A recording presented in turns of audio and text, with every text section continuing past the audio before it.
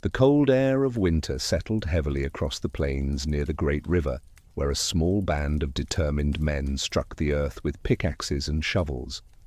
Their leader, Austin Henry Layard, watched the shifting soil with quiet intensity, sensing that what lay beneath could alter more than the barren mound of Kuunjik.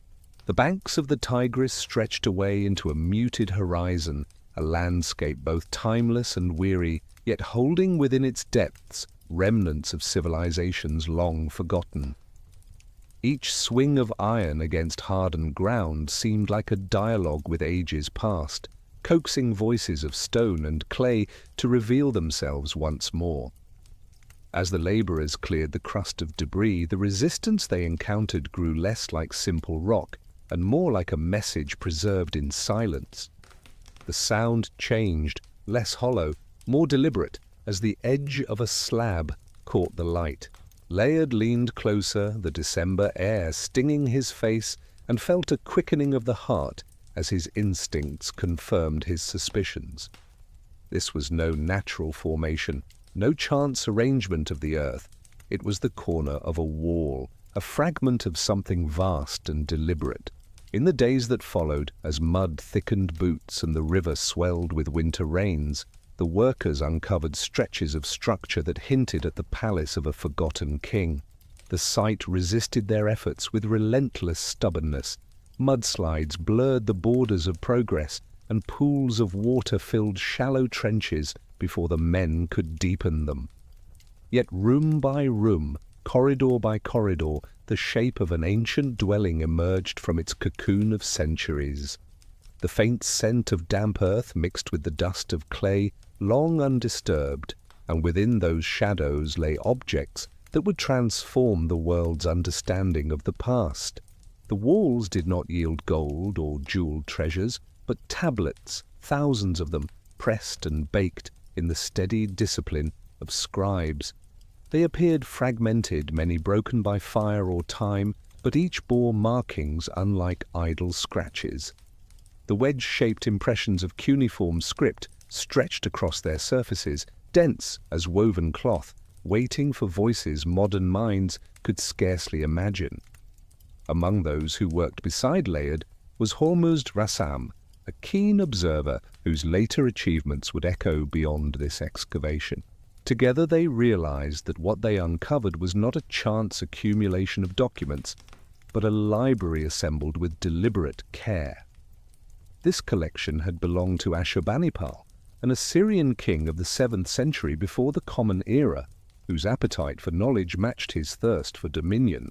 Within those walls, the ancients had gathered works of mathematics, medicine, religious hymn, and most significantly, literature that carried the memory of peoples older still.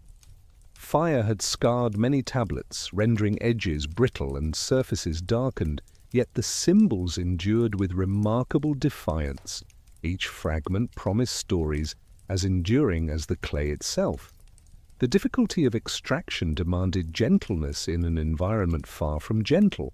Tools chipped with caution rather than force. Hands brushed soil as tenderly as if smoothing a child's brow. Each shard was lifted, catalogued, and laid carefully aside, for even the smallest piece might complete a sentence from antiquity. Winter eased the scorching sun that made summer excavation nearly impossible, but the season brought its own trials. Cold winds tore across open ground, and sudden floods from the restless river threatened to erase progress in a single surge. Still the work continued, driven less by certainty than by hope that within these fragments lay meaning. By the turn of 1850, the scale of discovery had become undeniable. The men no longer stumbled upon tablets occasionally. They were engulfed by them. They rested in heaps beneath collapsed ceilings, scattered across buried chambers, tucked carefully into niches where ancient hands had once placed them for safekeeping. The realization dawned slowly but unmistakably. This was no accidental deposit. It was one of the earliest attempts humanity had made to preserve its entire record, a vast archive in which memory sought permanence.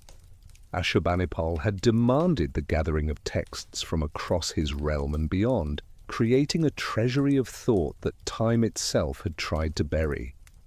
Now, in the quiet determination of Layard's team, those voices returned to the light. What none of them could fully grasp in those first months was the magnitude of what they had brought forth. They did not yet know that among these countless tablets lay the story of a king named Gilgamesh, whose tale would echo themes of mortality, friendship, and the pursuit of meaning with a power as relevant in the modern age as in the dawn of cities. They only knew that the wedge-shaped impressions were keys, and that scholars elsewhere in Europe were just beginning to decipher their code. The clay bore the patience of millennia, waiting for human curiosity to catch up to its silent testimony. The palace of Sennacherib, the great Assyrian ruler whose reign had marked the empire's height, had yielded treasures in its own right, yet the deeper gift was this library. Every chamber exposed by pick and spade seemed less like ruin and more like a vault of memory. In dim light cast by oil lamps, men stooped over tablet after tablet, brushing away soil and marveling at the density of marks. Some pieces revealed prayers to forgotten gods, others lists of goods or records of treaties. But scattered among them were longer texts, narratives that stretched beyond account-keeping into the realm of poetry and story. It was here that human imagination, recorded 3,000 years earlier, stirred awake once more. The river outside surged with winter waters, and the winds swept across barren plains. Yet within the palace walls, the rhythm of discovery persisted. Each fragment that left the soil carried with it the weight of centuries and the whisper of an unbroken chain. For Layard and his companions, exhaustion mingled with exhilaration, for they felt themselves standing at the threshold of something greater than any empire's ruins. They had opened the door to voices that had spoken before the pyramids, before the Parthenon, before Rome itself had dreamed of empire. The clay tablets were not relics of silence, but vessels of memory, and within them lay the epic that would soon remind humanity of its oldest questions. The progress of excavation grew more demanding as the weeks stretched into months. Each layer of soil removed revealed deeper complexities, not simply in architecture but in meaning. The palace itself bore scars of flame and destruction, its walls fractured by time and conflict, yet its contents remained in astonishing abundance. The tablets that filled its chambers were not scattered randomly, but arranged with an order that reflected an intent far beyond mere record-keeping. Ashurbanipal's vision of a library had been systematic, the result of royal ambition combined with reverence for knowledge. To stand amid those clay shelves was to feel the weight of an empire's memory pressing close, whispering through the dust. The sheer volume of material overwhelmed even the most disciplined cataloguing. Men carried baskets heavy with fragments, each shard potentially containing a line of verse or a calculation of stars. The air thickened with the smell of damp earth as teams sifted through debris, carefully separating broken plaster from brittle tablets. Lamps flickered in narrow chambers, casting light across symbols carved by ancient styluses into still soft clay before being hardened by fire. Some tablets bore only brief lists of offerings or inventories of goods, but others stretched with passages long and lyrical, suggesting stories that once stirred listeners in the markets and temples of Mesopotamia. Scholars back in Europe awaited shipments of these discoveries with anticipation bordering on impatience. Decipherment of cuneiform had only recently begun, with scholars like Henry Rawlinson painstakingly matching signs to sounds, their work akin to piecing together the first dictionary of a forgotten tongue. Each tablet promised not only a new fragment of history, but also an opportunity to test the fragile key that had begun to unlock the script. What arrived from Layard's expedition was not a mere trickle of evidence, but a torrent of language, demanding new methods of study and interpretation. The world of Mesopotamia, buried for millennia, was reawakening in steady increments of syllables and strokes. Conditions at the dig site continued to challenge both stamina and patience. The winter rains saturated trenches until they became small rivers, while gusts from the Tigris chilled even the hardiest laborers. Yet the hardships bound the men together, forging camaraderie through shared endurance. Local workers who had grown up with the mounds in their landscape marveled as familiar earth yielded unfamiliar wonders. The knowledge that these treasures would soon travel across continents added both pride and melancholy to their work. What they unearthed did not merely belong to one nation or one empire, but to the entire story of civilization. The significance of Ashurbanipal's collection became clearer with each passing day. Unlike scattered archives found in temples or palaces elsewhere, this library aspired to comprehensiveness. It contained administrative decrees, hymns, incantations, mathematical problems, astronomical charts, and epic poetry. The ambition behind it suggested not only an interest in governance, but also a hunger to preserve the full spectrum of human experience. Within those walls, the divine and the mundane coexisted, gods and kings alongside merchants and farmers, cosmic myths beside records of grain. It was as though the king had sought to gather all wisdom under one roof, securing it for posterity as firmly as he secured his throne. The damaged state of many tablets, however, reminded all who handled them of the fragility of preservation. Fire had blackened edges, war had shattered walls, and centuries of burial had left surfaces worn smooth in places where script once stood clear. Yet enough remained intact to hint at vast narratives. Among the shards, scholars would eventually reconstruct, were tales older than Ashurbanipal himself, preserved through copying and recopying by generations of scribes. The Epic of Gilgamesh was one such story, passed down from Sumerian origins into Akkadian verse, surviving precisely because empires had seen fit to treasure it. Without the foresight of royal collectors, it might have vanished like countless other voices swallowed by time.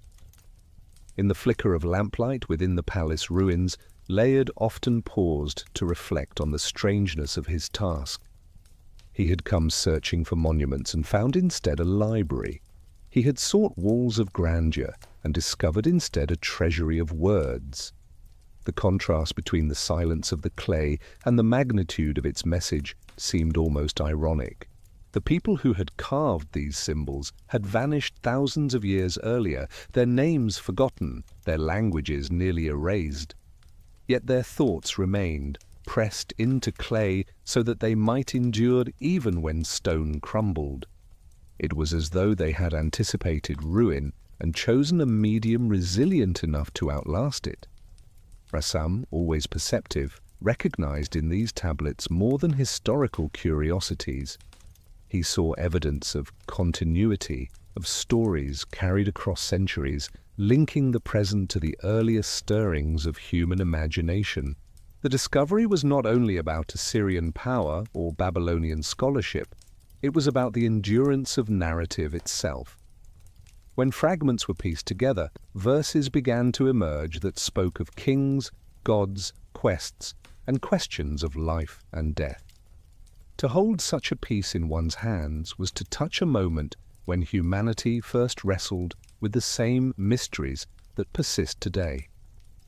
The cold months passed, and though exhaustion pressed heavily on the team, the momentum of discovery sustained them.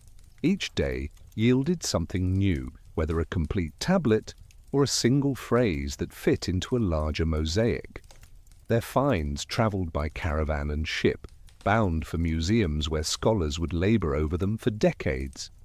The men at Kunjik often knew little of what the symbols meant, but they sensed instinctively that their work carried weight. They were midwives of memory, bringing into the world again a literature that had slept too long beneath soil and stone. The sound of chisels against clay softened as the team learned caution, preferring brushes and careful hands to brute force. Silence often replaced conversation when a tablet came free, as though reverence demanded quiet. Each lift from the earth felt ceremonial, a recognition that the past was not dead but waiting, patient and intact, for rediscovery.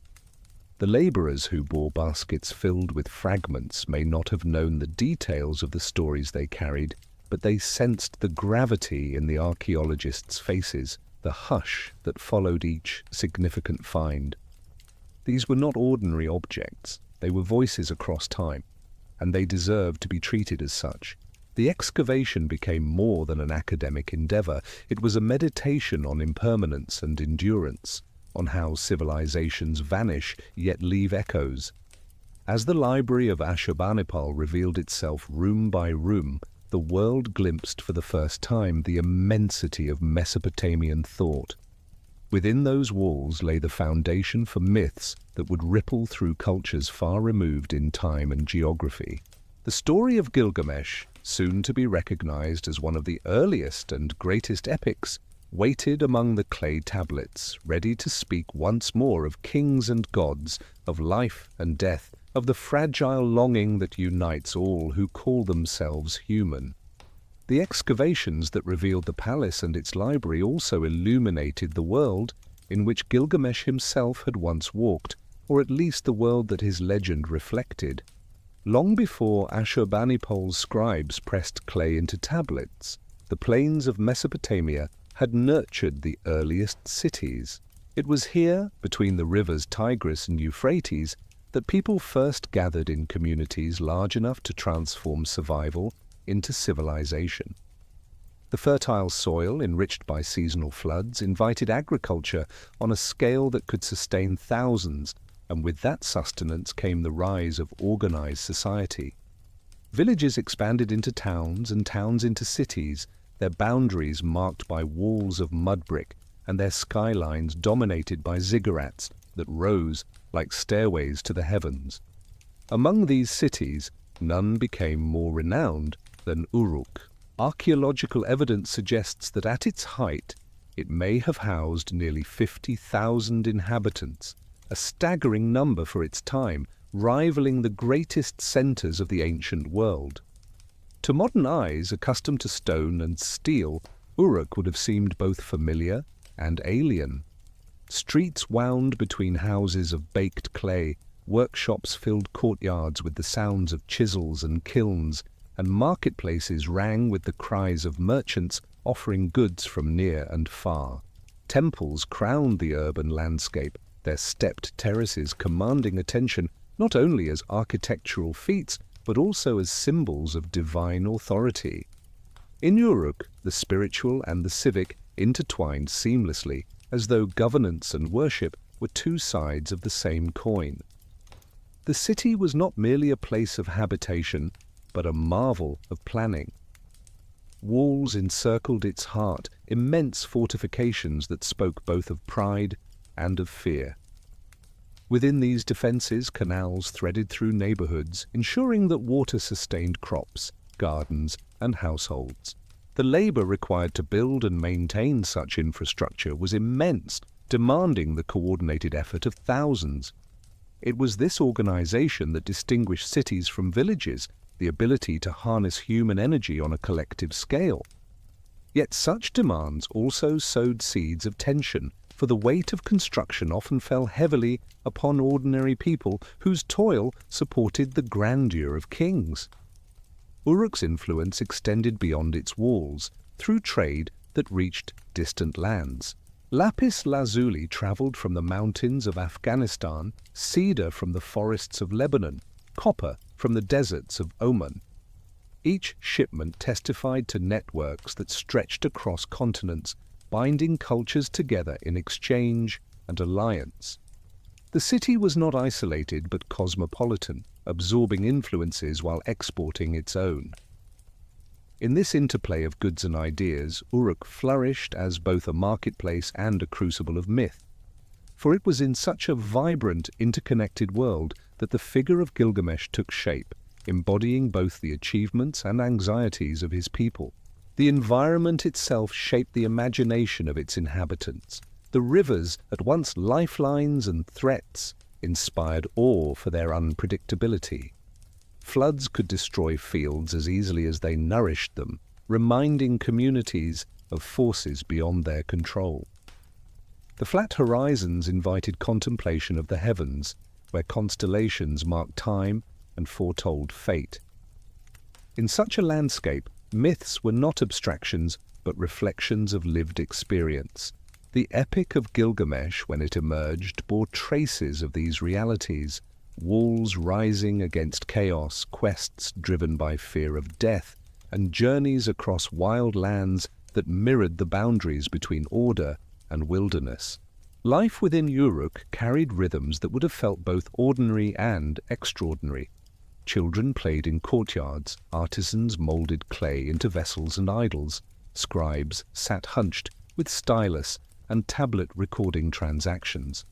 At the same time, festivals filled the streets with music and dance, priests led processions to honor deities, and kings commanded labor for temples and fortifications. The coexistence of the mundane and the divine gave texture to daily existence. To live in Uruk was to live at the threshold of human endeavor, where every act, however small, contributed to the grandeur of a city that would outlast generations. The figure of Gilgamesh became inseparable from this setting. Whether he was once a historical king whose deeds grew into legend, or a mythic figure created to embody collective memory, his story drew strength from the city's identity. Uruk's walls, celebrated in the opening lines of the epic, stood not only as physical defenses but also as metaphors for human ambition. They represented permanence in a world where rivers shifted and empires crumbled. To walk along them, as Gilgamesh urged his listeners to do, was to confront the paradox of civilization, its capacity for greatness alongside its fragility. The rise of Uruk also marked the dawn of written culture. Cuneiform script, impressed upon clay with careful strokes, first emerged for practical purposes, keeping track of trade, property, and offerings. Yet in time it became a medium for literature. Stories that once lived only in the spoken word could now be fixed, carried across generations not merely by memory, but by text. Oral tradition retained its power, but the permanence of writing ensured that epics like that of Gilgamesh could survive even as the world around them changed. The very tablets uncovered in the palace centuries later were proof of this transformation, fragile yet enduring vessels of imagination. In the glow of lamplight upon wet clay, the scribe's hand preserved not just words, but the essence of a people. The stories they recorded were already old when first inscribed, passed from mouth to mouth in long evenings beside hearths. Yet to carve them into clay was to bestow permanence, a declaration that these tales mattered enough to outlive their tellers. Among them, the story of a king who sought immortality spoke directly to the fears and hopes of all who lived in the shadow of death. Uruk, with its bustling life and monumental walls, gave shape to that story, grounding myth in the reality of one of humanity's first true cities. The rediscovery of this world in the 19th century allowed modern minds to glimpse not only the architecture of a vanished civilization, but also its inner life. As archaeologists brushed soil from tablets and scholars pieced together syllables, the city of Uruk re-emerged in imagination.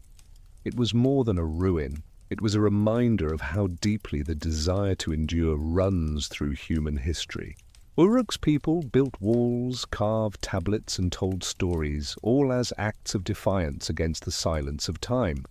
And in Gilgamesh, they created a figure who embodied that defiance, striding across history to remind us that the search for meaning is as old as civilization itself.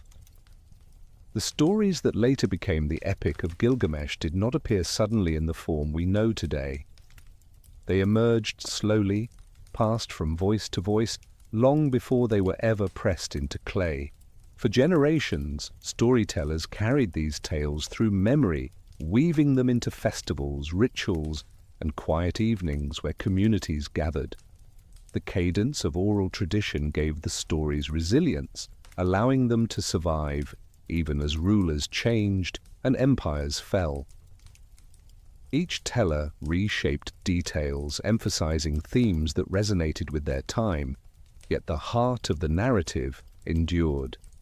Gilgamesh's strength, his friendships, his grief, and his search for meaning were truths broad enough to speak across centuries.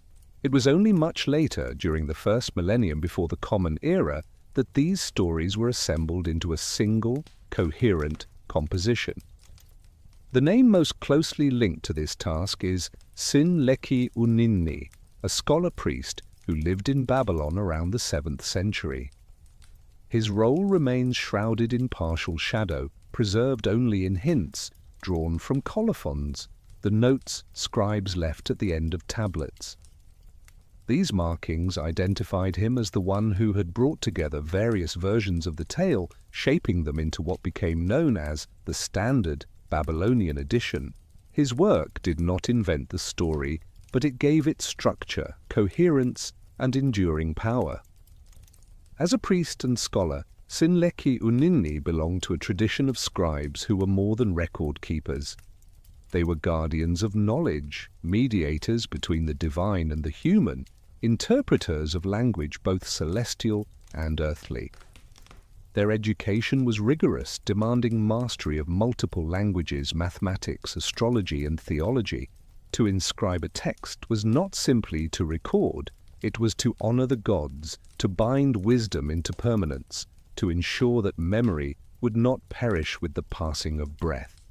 When he gathered the stories of Gilgamesh, Sin-Leqi-Uninni performed not only a literary act but a sacred one, binding myth to clay with the conviction that these words held truth.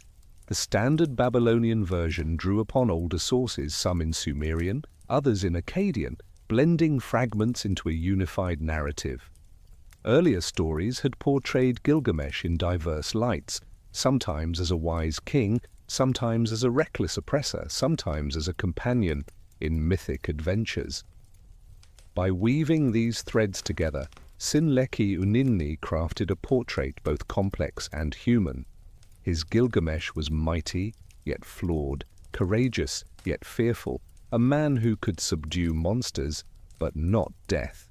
This balance of strength and vulnerability gave the epic its enduring resonance, for it reflected the paradox at the heart of human existence. The scribes who copied his text ensured its survival across centuries. In the schools of Babylon and Assyria, students learned their craft by reproducing tablets, line after line, symbol after symbol. Each generation of scribes became a link in the chain of transmission, preserving not only the words themselves, but also the tradition of reverence for the knowledge. The fragility of clay made the act all the more urgent, for tablets could shatter easily, and fire or flood could erase years of work in an instant. Yet it was precisely this fragility that gave scribes their purpose, to resist impermanence with discipline and devotion. Within the library of Ashurbanipal, copies of the epic rested among other texts, waiting for the modern world to rediscover them. That they survived at all was due to the same principle that governed Uruk's walls: endurance through human effort. The act of writing, of impressing stylus upon clay, was itself a declaration against forgetting. Each wedge-shaped mark whispered defiance against the silence of time, and so when the tablets resurfaced under Layard's pickaxe, they carried not only the words of Gilgamesh, but also the devotion of every hand that had traced them. The cultural context of Sin-Leqi-Uninni's compilation also shaped the epic's tone. By the 7th century, Babylon had seen the rise and fall of countless kings. Empires had expanded, collapsed, and been reborn. Against this backdrop, the story of a ruler who sought immortality spoke not only to individuals, but to entire civilizations. The epic became a mirror for societies aware of their own mortality, aware that even the greatest empires could crumble. The story's endurance lay not in promises of eternal life, but in the recognition of its limits. Gilgamesh, for all his might, could not escape death. What he could do was leave behind walls, stories, and legacies that would endure in memory. In this way, the epic bridged personal and collective identity.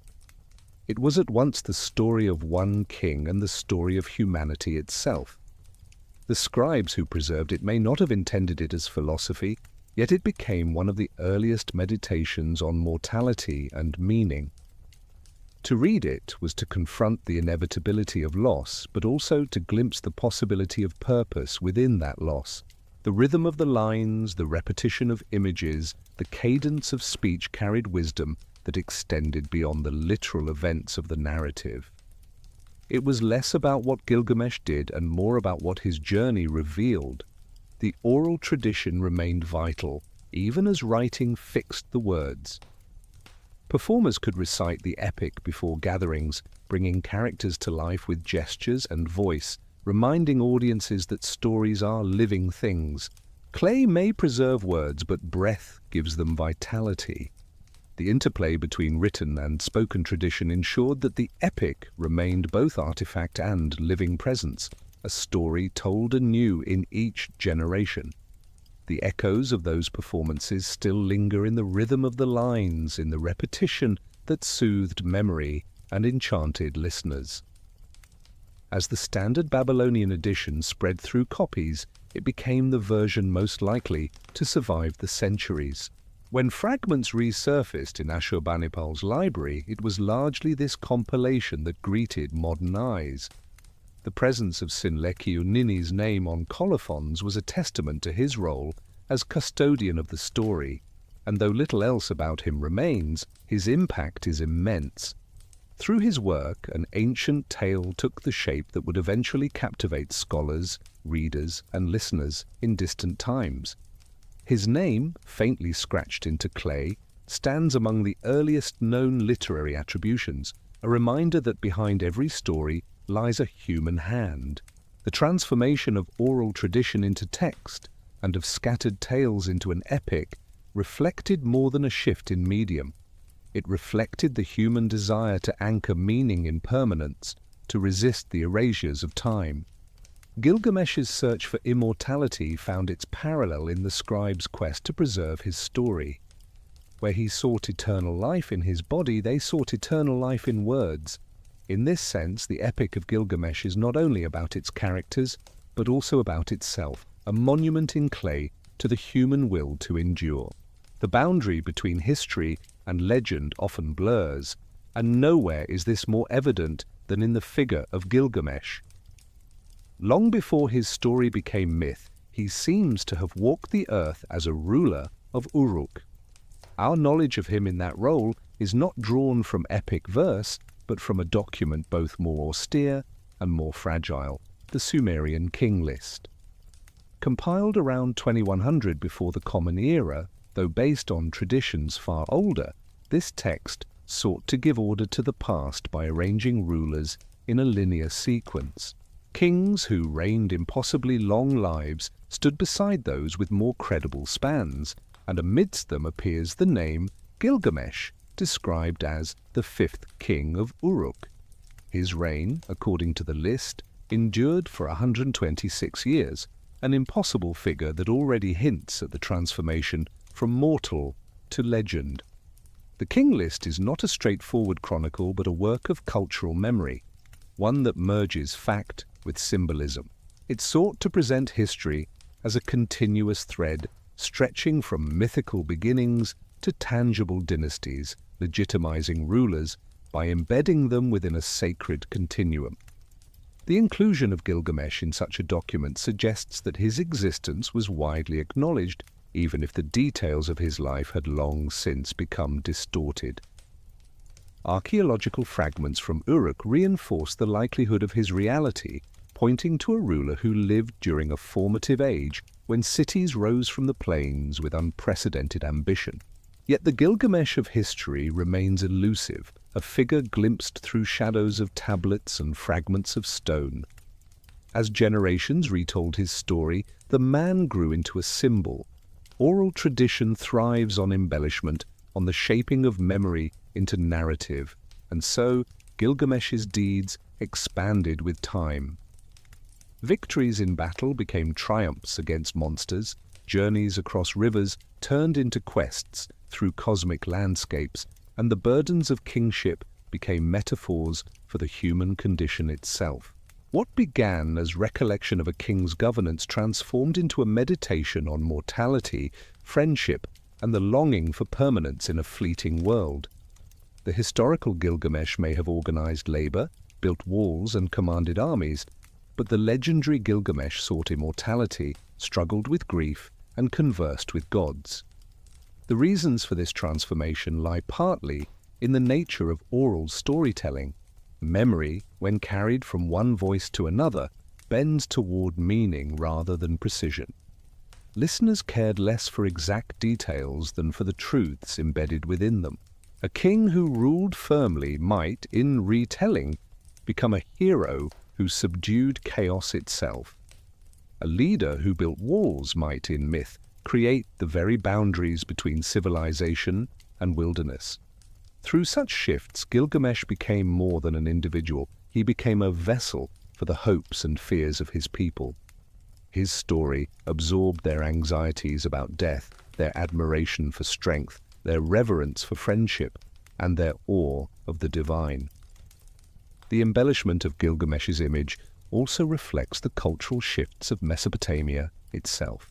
As dynasties rose and fell, the memory of earlier kings served as a touchstone, a reminder of continuity in a changing world. By elevating Gilgamesh into legend, later generations claimed for themselves a heritage both noble and eternal. His story was not merely entertainment, it was a cultural anchor, a way of affirming identity in a landscape where borders shifted and empires dissolved. To speak of Gilgamesh was to place oneself within a story larger than any single lifetime, a story that began in the dawn of cities and stretched endlessly forward. The process of mythologizing also carried a paradox. The historical Gilgamesh sought to immortalize himself through deeds, walls that would endure, temples that would inspire awe, victories that would echo in memory. Yet it was not those deeds alone that secured his immortality. It was the stories told about him, shaped and reshaped across centuries, that gave him a life beyond death. The flesh-and-blood king faded into obscurity, but the Gilgamesh of narrative remained vibrant, growing with each retelling. In this way, his pursuit of immortality found fulfillment not through divine intervention, but through the collective imagination of his people. The king list, austere in tone, captures only a shadow of this transformation. It records Gilgamesh's reign as if he were one among many rulers, distinguished but not yet divine. The epic, by contrast, situates him between human and god, born 2/3 divine and 1/3 mortal, straddling the boundary between eternity and impermanence. This duality gave the epic its central tension. For if even a figure so mighty, so close to the divine, could not escape death, then what hope remained for ordinary mortals? The answer lay not in avoidance, but in acceptance, not in endless life, but in the legacies left behind. The growing distance between the historical king and the legendary hero demonstrates the power of narrative to reshape truth. Each generation sought something different in Gilgamesh, a reminder of strength in times of uncertainty, a meditation on mortality in times of loss, a symbol of cultural pride in times of upheaval. Through these shifting needs, the legend expanded, carrying with it the essence of human longing. The historical details may be lost forever, but the legend remains alive precisely because it transcended the specifics of time and place. The rediscovery of the tablets in the 19th century reawakened this transformation for the modern world. Scholars peering at wedge-shaped signs could not separate fully the king from the hero, the history from the myth. Yet in that very ambiguity lay the story's power, for the Epic of Gilgamesh does not demand belief in its literal truth. It invites recognition of its symbolic truth. It tells us less about what happened in Uruk millennia ago than about what it means to live, to love, to lose, and to confront the inevitability of death. The boundary between history and legend is blurred not because memory failed, but because meaning mattered more than fact. Thus, in Gilgamesh, we find a ruler remembered less for his policies than for his humanity. His historical reign may have been marked by construction, administration, and warfare, but his legendary life is marked by questions that have never lost relevance. What does it mean to live knowing death awaits? What value lies in friendship, in legacy, in striving against the unknown? These are questions as vital today as they were in the courtyards of Uruk. And it is through this blending of history and legend that Gilgamesh endures, not as a king of the past, but as a companion in the timeless human journey. The figure of Gilgamesh, enlarged by memory and story, grew into a presence both commanding and unsettling. The epic does not hide his flaws, nor does it soften the image of his early reign. In its verses, he appears not only as a builder of walls and temples, but also as a ruler who wielded his power with tyranny. The people of Uruk, despite the grandeur of their city, lived under the shadow of a king whose demands pressed heavily upon them. The same strength that raised monuments and marshaled armies became a burden when turned against his subjects, who found themselves powerless before his authority. The epic's opening scenes portray a community groaning under oppression. Gilgamesh, restless in his might, claimed the right to impose labor without limit, to demand the bodies and time of his people for projects that glorified his reign. Fathers feared for their sons, compelled to toil endlessly in construction or warfare. Husbands trembled for their wives, vulnerable to the king's unrestrained desires. The epic describes this atmosphere with deliberate gravity, presenting a society fraying under the weight of unchecked authority. The citizens of Uruk did not merely dislike their ruler, they feared him, and in their fear they turned toward the heavens for relief. This depiction may preserve faint echoes of historical memory. Ancient rulers often demanded immense sacrifices of labor from their people, summoning thousands to build walls, temples, and canals. Inscriptions from Mesopotamian kings celebrate such projects as achievements, yet for the workers they must have felt like burdens without end. The epic reflects this reality, but with sharper emphasis, presenting Gilgamesh as both creator and destroyer. His strength enriched the city, yet diminished the lives of its inhabitants. Such duality made him a compelling character, embodying the paradox of kingship in an age when rulers stood close to divinity, yet remained fallibly human. The prayers of the people capture the depth of their despair. They did not merely ask for lighter burdens, they begged for intervention, for balance to be restored between ruler and ruled. Their petitions rose to the gods, voiced with urgency that speaks across time. They cried that their daughters could not be protected, their families could not flourish, their dignity was crushed beneath the king's unchecked will. These laments elevate the story beyond mere chronicle of tyranny. They transform it into a meditation on justice itself. By presenting the people's suffering, the epic reveals a society deeply conscious of the dangers of absolute power and the need for limits even upon kings. The divine response to these prayers reflects the theology of Mesopotamia, in which gods were not distant abstractions but active participants in human affairs. The people believed their cries could stir divine action, and in this case the gods agreed that balance was required. The tyranny of Gilgamesh was not only a political problem but a cosmic one, threatening the harmony that bound humanity and divinity together. The gods' decision to create a counterforce, an equal who could match the king's strength and temper his will, reveals how the epic understood justice. It was not the elimination of power, but its balance, not the overthrow of authority, but the channeling of it into harmony. The transformation of Gilgamesh into a legendary figure thus begins not with his greatness, but with his failings. He is remembered not only as a hero who fought monsters, but also as a tyrant who provoked his people's despair. This honesty is part of what makes the epic enduring, for it acknowledges that greatness and cruelty often coexist within the same figure. Gilgamesh's story is not sanitized, it is layered, recognizing that the same ambition that builds walls can also erode communities, and that the same strength that protects can also oppress. By beginning with tyranny, the epic sets the stage for growth, for the transformation of a ruler into a man who must confront his own limits. This tension between power and responsibility resonates beyond its ancient setting. Civilizations throughout history have struggled with rulers whose authority exceeded their wisdom. The cries of Uruk's citizens echo in the annals of every society where power has gone unchecked. By casting this theme into myth, the epic preserved it as a universal lesson.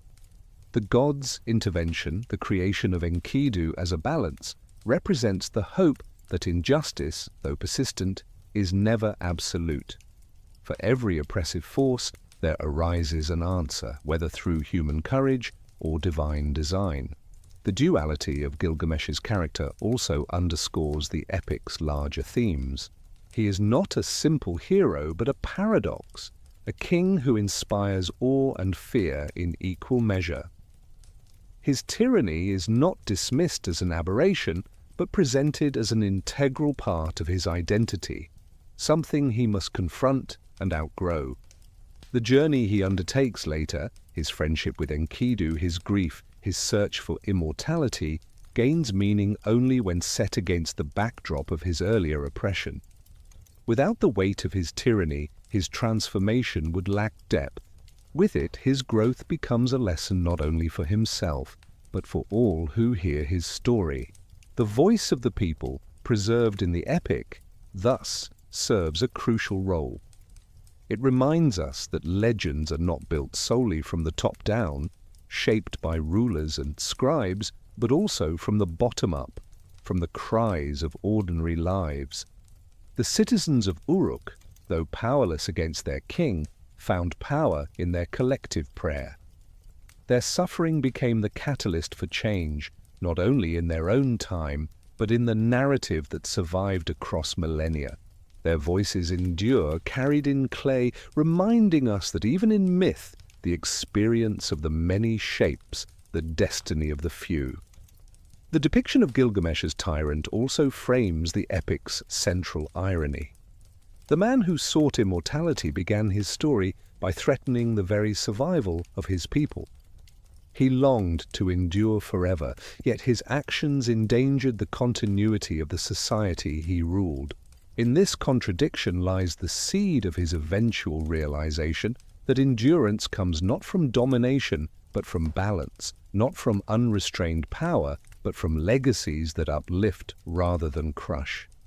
The cries of Uruk echo as the first step in Gilgamesh's journey, the moment when his greatness was measured not by his monuments, but by the suffering he caused, and the moment when the gods, stirred by human prayer, resolved to restore harmony.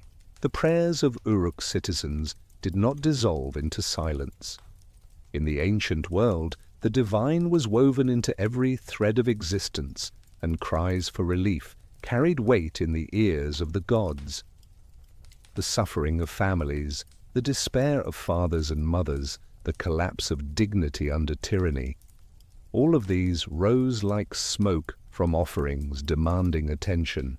The epic lingers over these prayers, not as empty words, but as pleas spoken with urgency.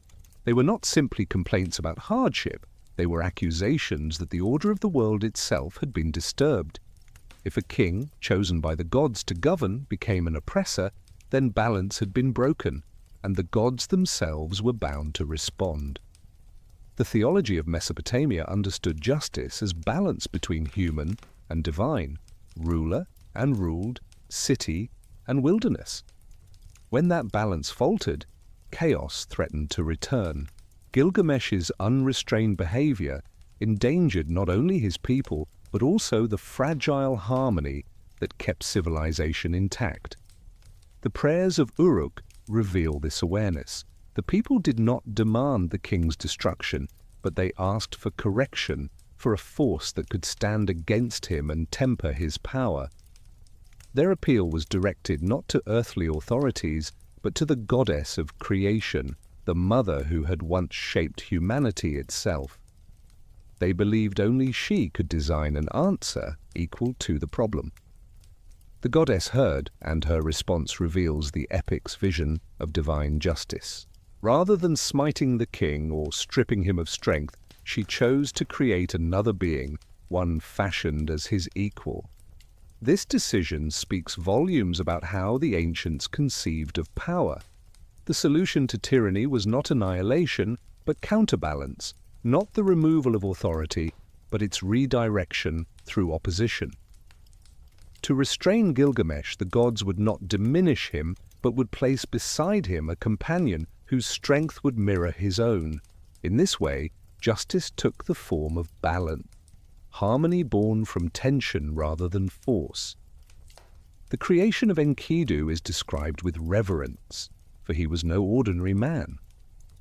The goddess shaped him from clay and wilderness, fashioning a body massive and strong, hair like the fields, senses attuned not to cities, but to the rhythms of nature. He was conceived as a counterpart, equal in might, but opposite in origin. Where Gilgamesh embodied the height of civilization, Enkidu embodied the wild. His strength came not from training in armies or building in cities, but from communion with the animals, from survival in untamed landscapes. He was, from the first, a mirror designed to confront the king, a balance created to restore harmony. The narrative lingers over Enkidu's nature before he enters Uruk. He lived among gazelles, roamed with herds, drank from rivers beside beasts. His body was unclothed, his instincts unshaped by culture, his knowledge born of the land itself. Hunters who encountered him recoiled at his presence, for he disrupted their traps and freed their prey. The wild accepted him, but the world of men regarded him as a threat. In this tension lies the heart of his identity. He belonged to neither realm fully, standing between the wilderness that nurtured him and the civilization that awaited him. He was both answer and question, solution to tyranny and challenge to humanity's boundaries. The prayers of the people thus bore fruit in a form they could scarcely have imagined. Their plea for relief gave rise to a being who embodied the very balance they lacked. Enkidu was not created to destroy Gilgamesh, but to meet him, to confront him, to show him the limits of his power. This was justice in Mesopotamian thought, not punishment alone, but correction, a redirection of forces toward equilibrium. The people had asked for intervention, and the gods provided it not with thunder or flood, but with a companion whose destiny was bound to the king. Theological depth underlies this creation. By crafting Enkidu, the goddess affirmed that humanity's problems required human-like answers. Divine power might have crushed Gilgamesh outright, but such a solution would have left no growth, no change, no transformation. The epic suggests that even the mightiest must learn through encounter, through relationship, through struggle with an equal. Enkidu's existence ensured that Gilgamesh's journey would be one of growth, not merely of defeat. In creating balance, the gods offered the possibility of transformation, both for the king and for the city he ruled. The citizens of Uruk, in their suffering, became agents of this story. Their prayers were not forgotten but answered, shaping the very course of the epic. Their voices mattered, their cries reshaped reality. This detail gives the tale its collective dimension.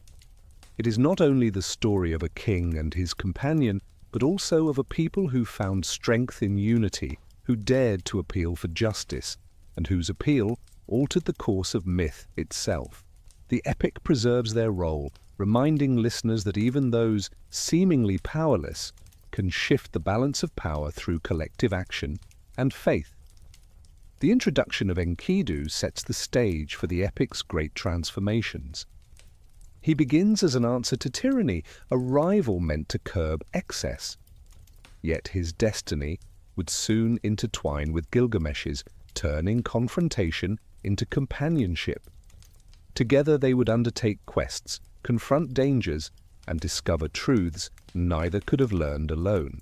But before that bond could form, Enkidu's presence had to be established as the response to injustice, a creation born of prayer, a being who carried within his wild frame the promise of balance and the hope of a city yearning for relief. Enkidu's beginnings were steeped in wilderness, and his identity was inseparable from the untamed world. Born not of a city's womb, but of clay shaped by divine hands, he walked first among animals rather than people.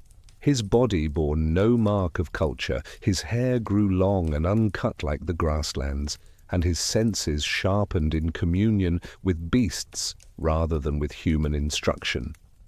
He drank at rivers beside gazelles, raced across plains with antelope, and knew the patterns of the earth with an intimacy no farmer or hunter could match. In him, the gods had created a figure that embodied the freedom and ferocity of nature itself, a counterpart to Gilgamesh's cultivated power. Hunters were the first to notice his presence. They set their traps with practiced skill, expecting the usual abundance of game, yet returned to find them broken, their prey freed, their efforts wasted. Confusion gave way to alarm as these incidents repeated, until the hunters realized that the cause was not a beast, but a man-like figure who moved among animals as though he were one of them. His footprints revealed human shape, yet the swiftness of his movements, the silence of his approach, and the strength of his hands exceeded ordinary measure. Enkidu became both mystery and menace, a guardian of creatures against human encroachment, standing firmly on the side of the wilderness. For the hunters, his presence was more than an inconvenience. It disrupted the rhythm of their communities, which relied upon game for meat, hides, and tools.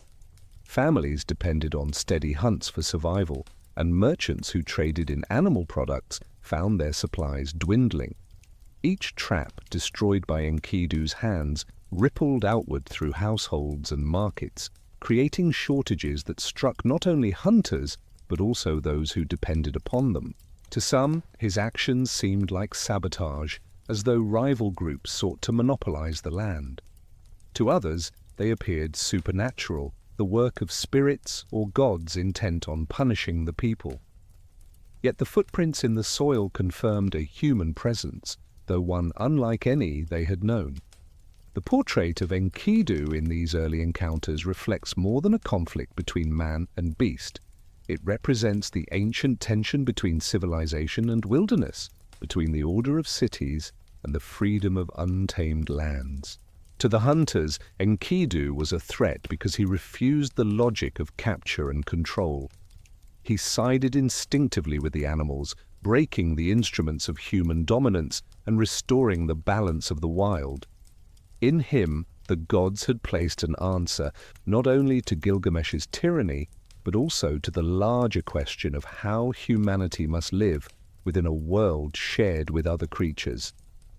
He was a reminder that power did not belong solely to cities and kings, but also to the earth itself. The epic describes how fear drove the hunters to seek help. They could not subdue this wild man by force, for his strength surpassed theirs, and his instincts made him elusive. Instead, they turned to wisdom, older than weapons. They appealed to those who understood the interplay of human and divine. and through council it was decided that Enkidu must be brought into contact with civilization. If he could be drawn away from the wild and introduced to the life of cities, he might be redirected from a menace into a man whose power could confront Gilgamesh. The gods had shaped him as a counterbalance, but he needed to cross the boundary from nature into culture for his destiny to unfold. To accomplish this, they sent a woman, one whose presence could bridge the gap between wilderness and civilization. She was a temple figure, a bearer of sacred authority, skilled not only in ritual, but in the arts of persuasion and intimacy. Her role was not to overpower Enkidu with force, but to awaken within him the stirrings of human connection. Through her, he would come to recognize desires that animals did not know, to feel the pull of companionship, and to sense the difference between living in nature's rhythm and sharing life with others of his kind. Her approach reveals the ancient belief that civilization was not only a matter of walls and tools, but also of relationships, bonds that tied individuals into communities. When Enkidu encountered her, his world began to shift. The wild that had shaped him remained within him, but the presence of another human being altered his path. In her company, he lingered among people rather than animals, his body responding to instincts that bound him not to herds, but to society. The epic emphasizes this turning point, for it marked the first step in his transformation from wild guardian into human companion. He did not lose his strength, but he began to see the world through different eyes, understanding both the power and the burdens of humanity. This moment did not erase the wild within him, it reoriented it, preparing him for the role he was destined to play. The hunters observed this transformation with a mixture of relief and awe. The man who had shattered their traps now sat in human company, his eyes no longer fixed solely on beasts. He was still formidable, but he had become approachable, open to the words and ways of others. What had once seemed an uncontrollable threat now appeared as potential, a force that could be guided toward a purpose larger than himself. In him they saw the possibility of hope, for if he could be brought into the city, perhaps he could stand against Gilgamesh and restore the balance the people so desperately craved. Enkidu's story at this stage is not one of defeat, but of transition. He did not abandon his wildness entirely, nor did he immediately embrace the customs of Uruk. He stood between worlds, embodying the possibility of connection between nature and culture, solitude and community, freedom and responsibility. His emergence from wilderness into the orbit of humanity reflected the larger themes of the epic itself, that strength must be tempered, that power must be balanced, and that no individual, whether tyrant or wild man, can exist fully alone. The prayers of Uruk had summoned him, the gods had shaped him, and now the process of transformation had begun, setting the stage for the fateful encounter with the king whose destiny he shared. Enkidu's first steps toward civilization were hesitant, as though each moment pulled him away from the world that had shaped him. The animals with whom he had once roamed no longer accepted him with the same trust. When he approached herds, they scattered. When he bent to drink at streams, the gazelles fled. The woman who had drawn him from the wilderness explained gently that he was now different, that his time with her had marked a change in his being. He still carried the strength of the wild, but he was no longer of it. This realization filled him with a quiet ache, for he had lost something even as he gained something new.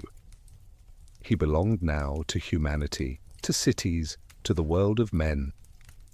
The woman guided him toward food and drink, teaching him what it meant to eat bread and taste wine. At first, these were foreign, almost unpalatable, but as he consumed them, a new energy filled him, one distinct from the nourishment of grasses and water. Bread gave him strength unlike that which he had known from wild roots, and wine brought warmth that stirred his spirit into laughter. Around him people gathered, amazed at the transformation of a being who had once seemed more beast than man. Their astonishment confirmed that he was no longer apart from them. He was becoming one of them, his body still towering, his strength still immense, but his heart shifting toward human company. Clothing was offered to him, woven garments to cover the body that had known only the air of the plains. He accepted them, though at first they felt strange, binding where he was used to freedom. Yet, as the fabric settled on him, he sensed a new dignity, an identity shaped not by the wild, but by the presence of others. With each step, eating bread, drinking wine, wearing clothes, he crossed invisible boundaries, moving further from the beasts and closer to the city. These were not simply customs, they were rites of passage, markers of what it meant to live as a human being. They drew him into the shared fabric of society, even as they distanced him from the wilderness that had nurtured him. In time, Enkidu grew curious about the city he had been created to confront. The woman spoke of Uruk, its mighty walls, its bustling streets, its temples crowned with grandeur. She told him of Gilgamesh, the king who ruled with unchecked authority, whose strength was unmatched by any man. Enkidu listened with growing intensity, for within him stirred a recognition that this was the purpose for which he had been shaped. He was not meant only to roam the plains or to sit idly in the company of people. He was meant to meet this king, to stand before him as an equal, to challenge the imbalance that had provoked the cries of the people. The thought did not fill him with fear, but with anticipation, as though his destiny had finally revealed itself. The hunters who had once feared him now regarded him with awe. They saw in him a figure who might accomplish what none of them could, who might confront Gilgamesh where prayers and pleas had failed. They encouraged him to journey to Uruk, to see for himself the city that both dazzled and oppressed. Enkidu agreed, though he did so not with arrogance but with a sense of inevitability. He understood that he could not remain between worlds forever. He had been shaped for a purpose, and that purpose lay within the walls of Uruk. His steps turned toward the city, away from the plains where he had once belonged entirely, toward the destiny that awaited him. The journey to Uruk was filled with new impressions.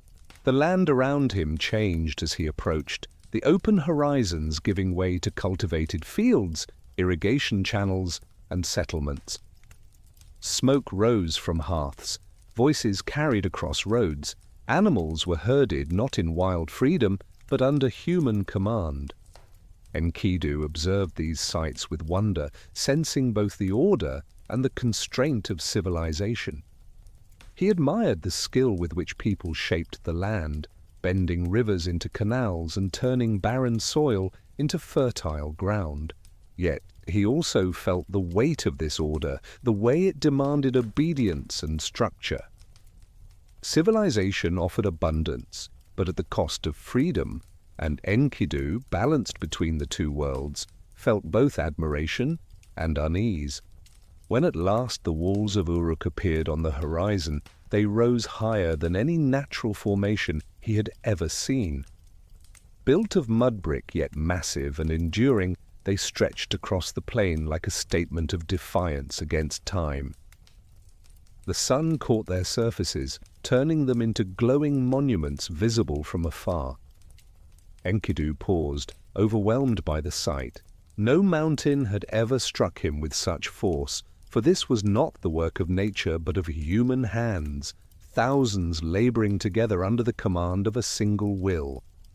The city beyond those walls awaited him, teeming with life, filled with sound and movement.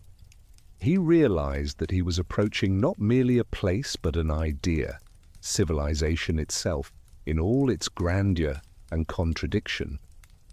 Crossing through the gates, Enkidu encountered the overwhelming intensity of urban life. Narrow streets pressed close with bodies, voices rose in markets where merchants hawked their wares, and the air thickened with the smells of cooking fires, animals, and industry.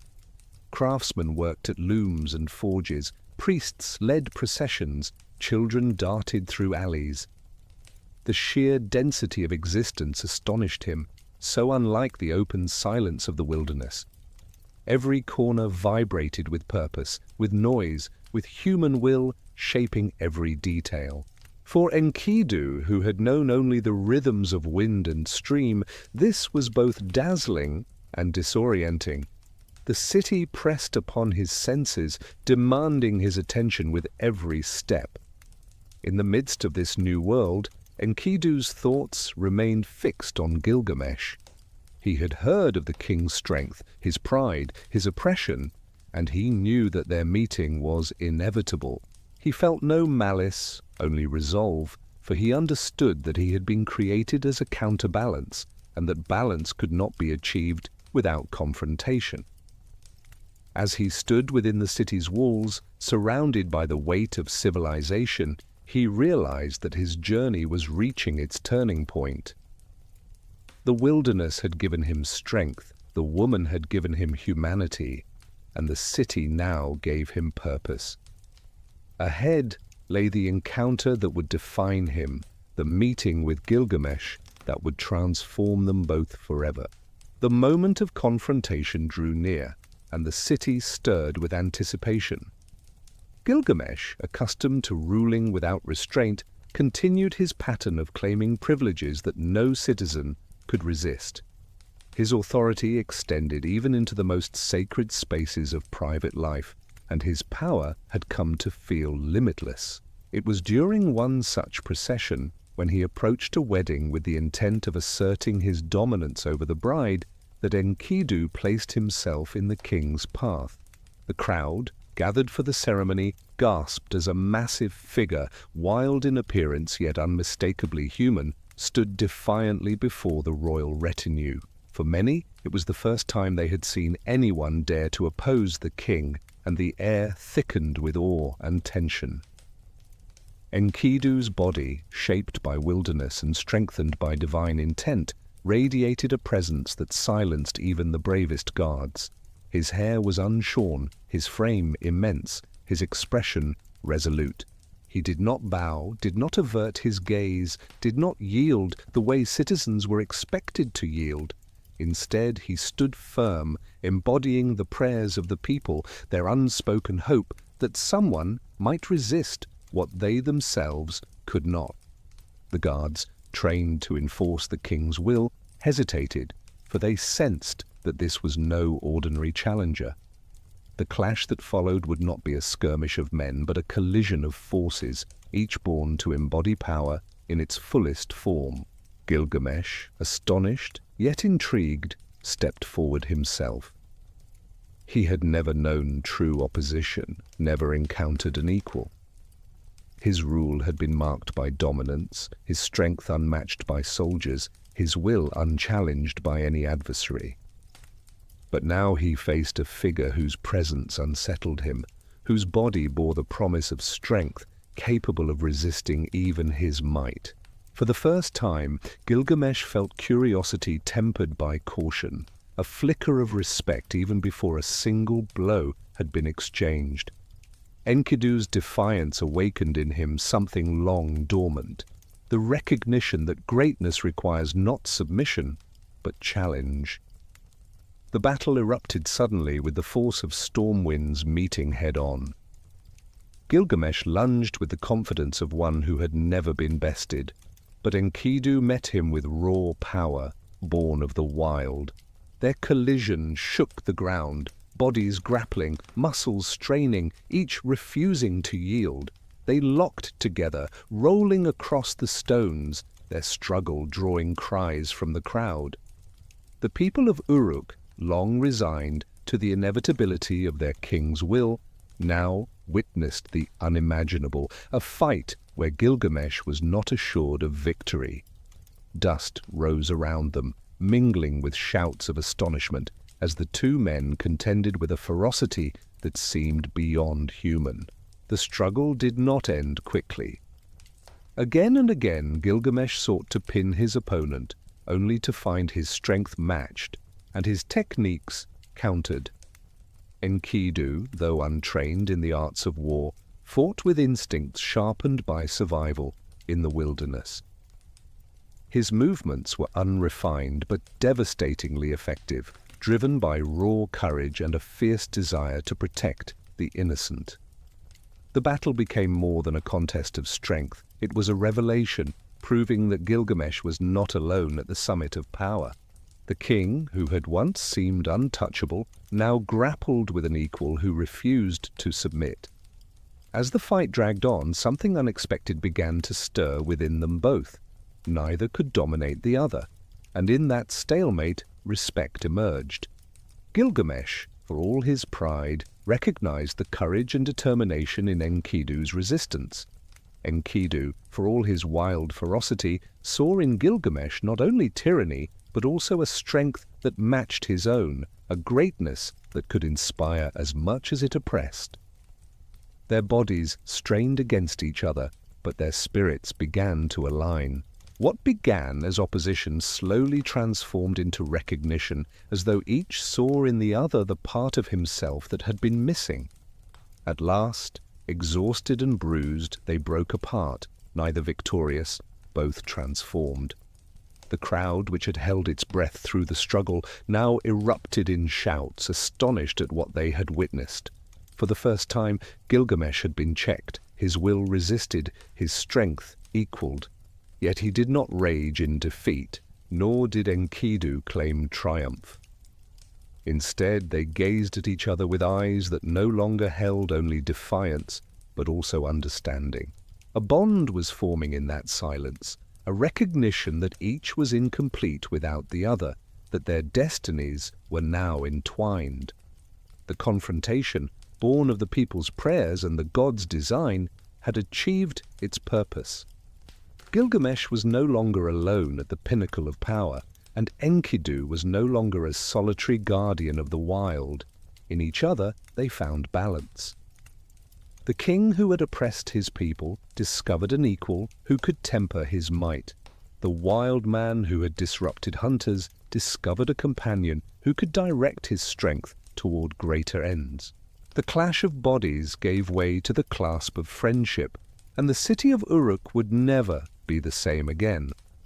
The clash between Gilgamesh and Enkidu ended not with the triumph of one over the other, but with a recognition that neither could stand without the other.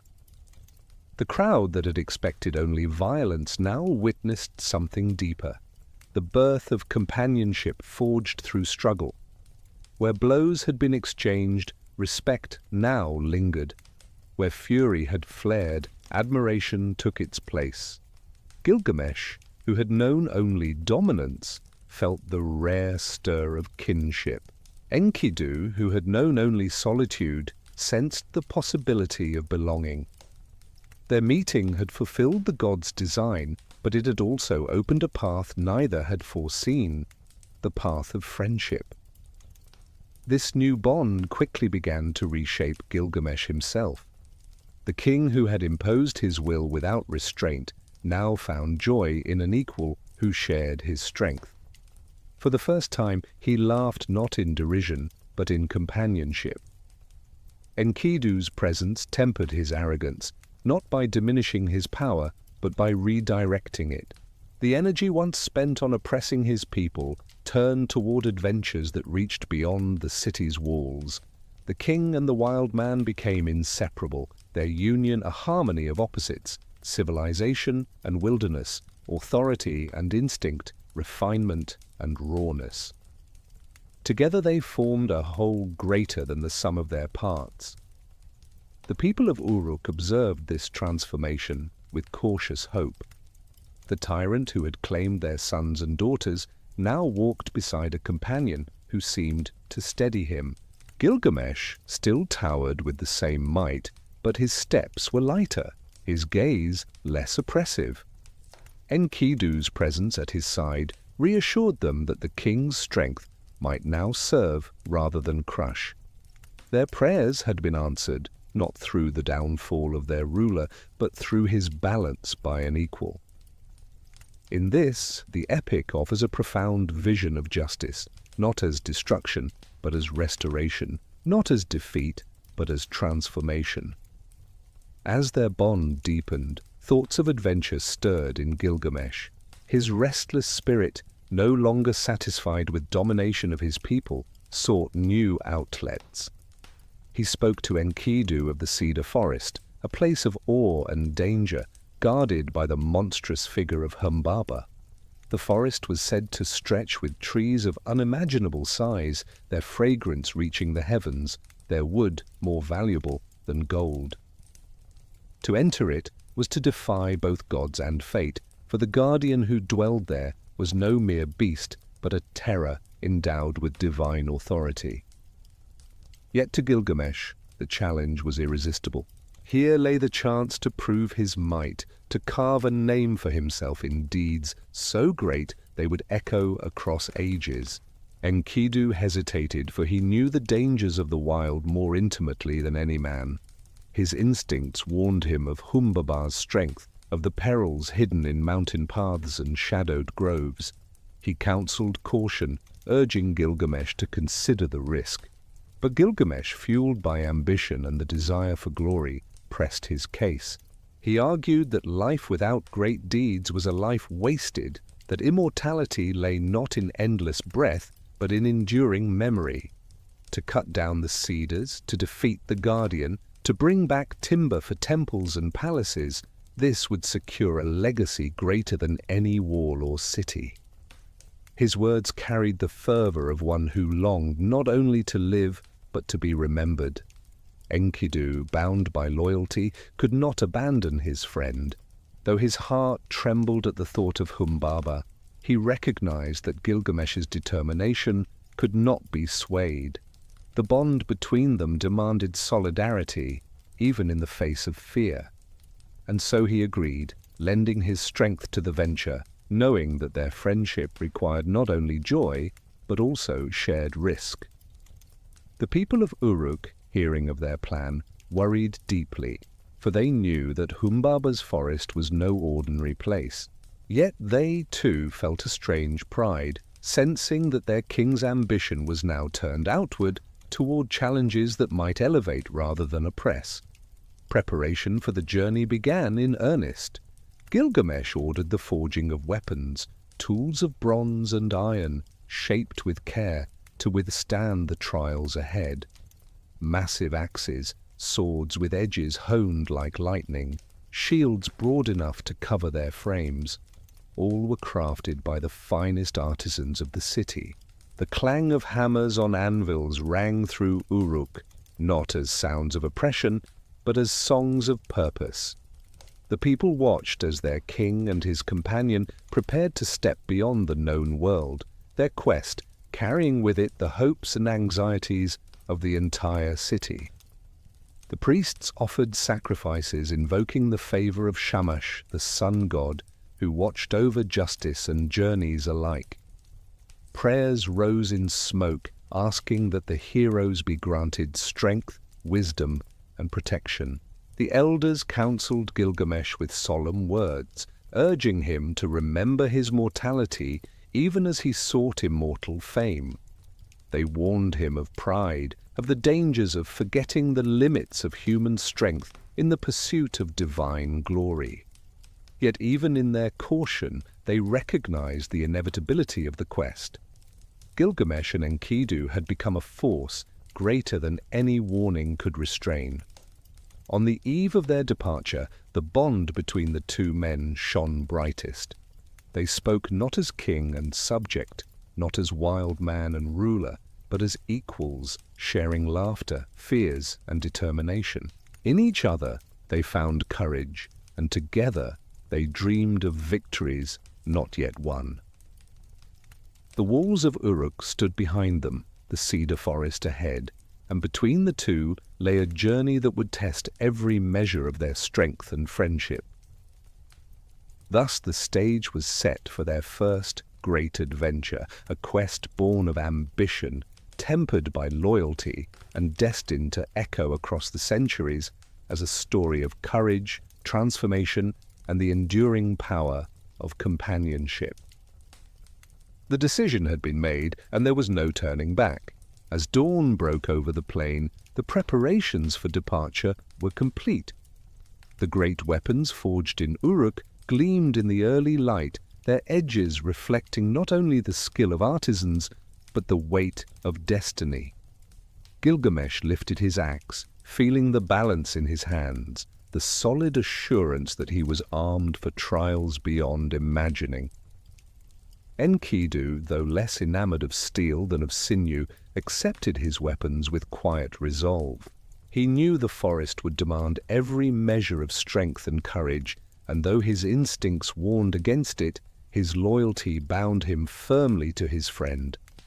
The city gathered to watch the two heroes depart. Women wept softly, fearing that they might never return. Men lifted prayers with solemn voices, asking the gods to guide their steps. Children stared wide-eyed at the sight of their king walking not alone, but beside a companion who equaled him in stature. The elders offered final words of counsel, reminding Gilgamesh that courage must be tempered with wisdom, that pride must never outrun purpose. The priests blessed their journey, invoking Shamash, the sun god, as protector of travelers and judge of justice. With these benedictions, the heroes stepped beyond the gates of Uruk, leaving behind the safety of walls for the uncertainty of wilderness. The journey unfolded across landscapes both familiar and strange. At first, they moved through fields cultivated by farmers, the lifeblood of the city, where canals carried water and harvests ripened under the sun. Gilgamesh observed the ordered beauty of these lands with pride, seeing in them the fruits of civilization's labor. Enkidu, though respectful, felt a pang of longing for the untamed fields he had once roamed.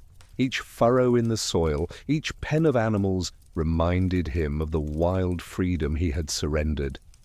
Yet he did not falter, for his bond with Gilgamesh demanded sacrifice, and his presence ensured that civilization and wilderness walked side by side.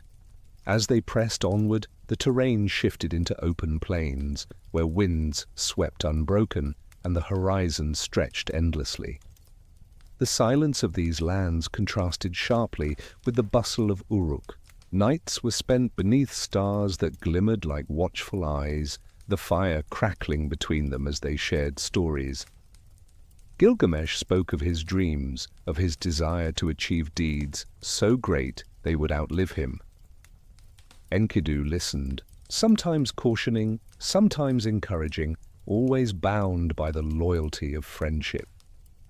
He spoke, too, of the dangers of the wild, of predators and spirits that lurked unseen, teaching Gilgamesh that not all threats could be met with steel.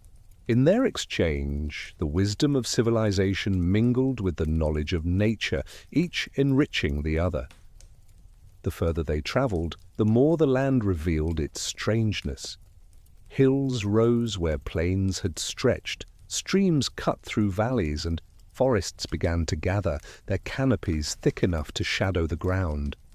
The air grew cooler, scented with resin and earth, carrying the promise of the cedar forest yet to come. The sounds of animals echoed, cries of birds, rustle of leaves, the distant roar of beasts. Gilgamesh felt his heart quicken, sensing that each step brought him nearer to the test he longed to face. Enkidu grew more solemn, his instincts sharpening with every change in the wind, for he knew that Humbaba's presence already cast a shadow over their path. At times, they encountered dangers that tested their resolve before the greater trial. Predators prowled at the edges of their campfires, eyes gleaming in the darkness. Sudden storms swept across the land, drenching them with rain and shaking the earth with thunder. In these moments, Gilgamesh relied on Enkidu's knowledge of survival.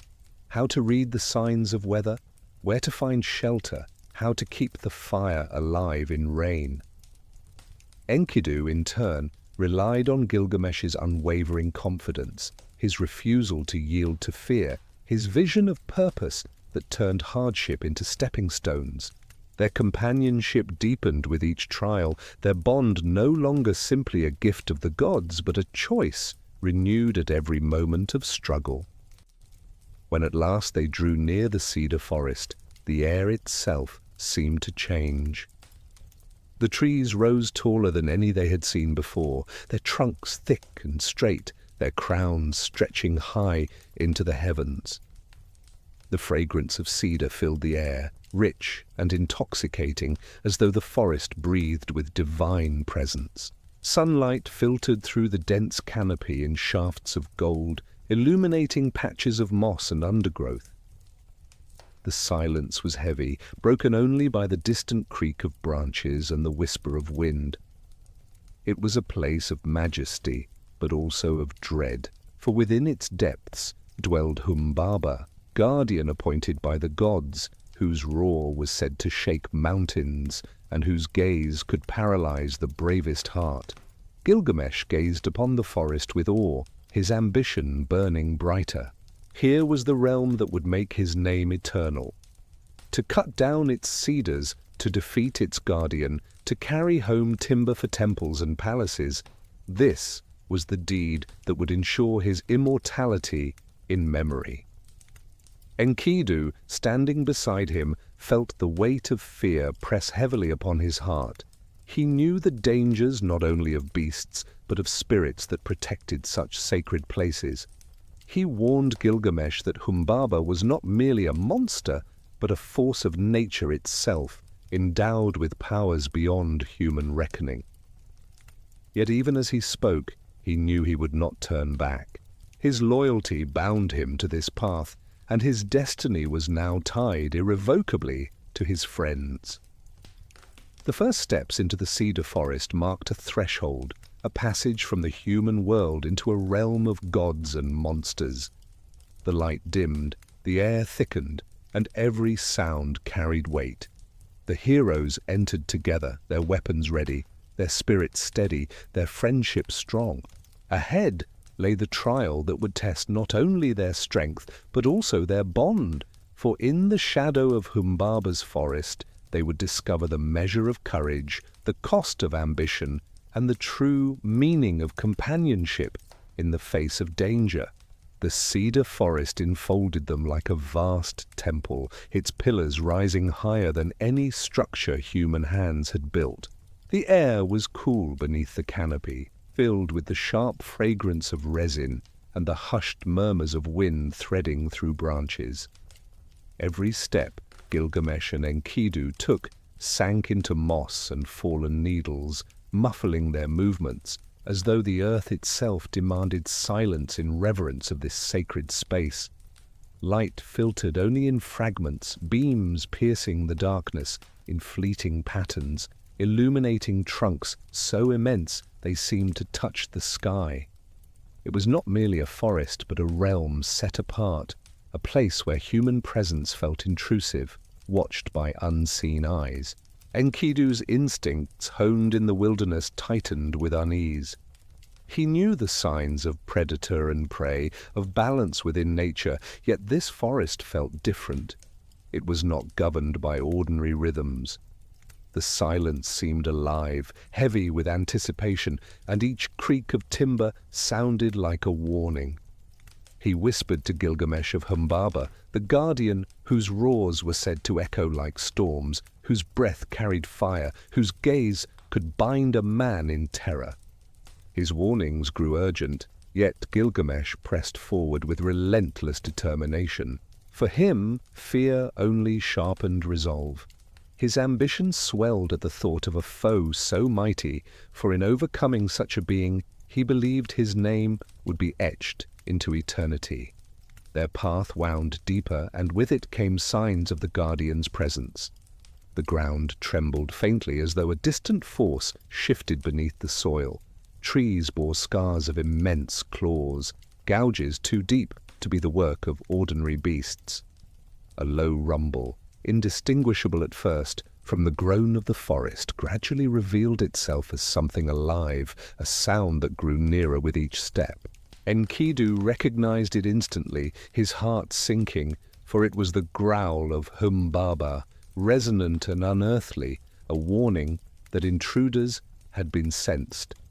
Gilgamesh, tightening his grip on his axe, felt his blood quicken with the thrill of impending conflict.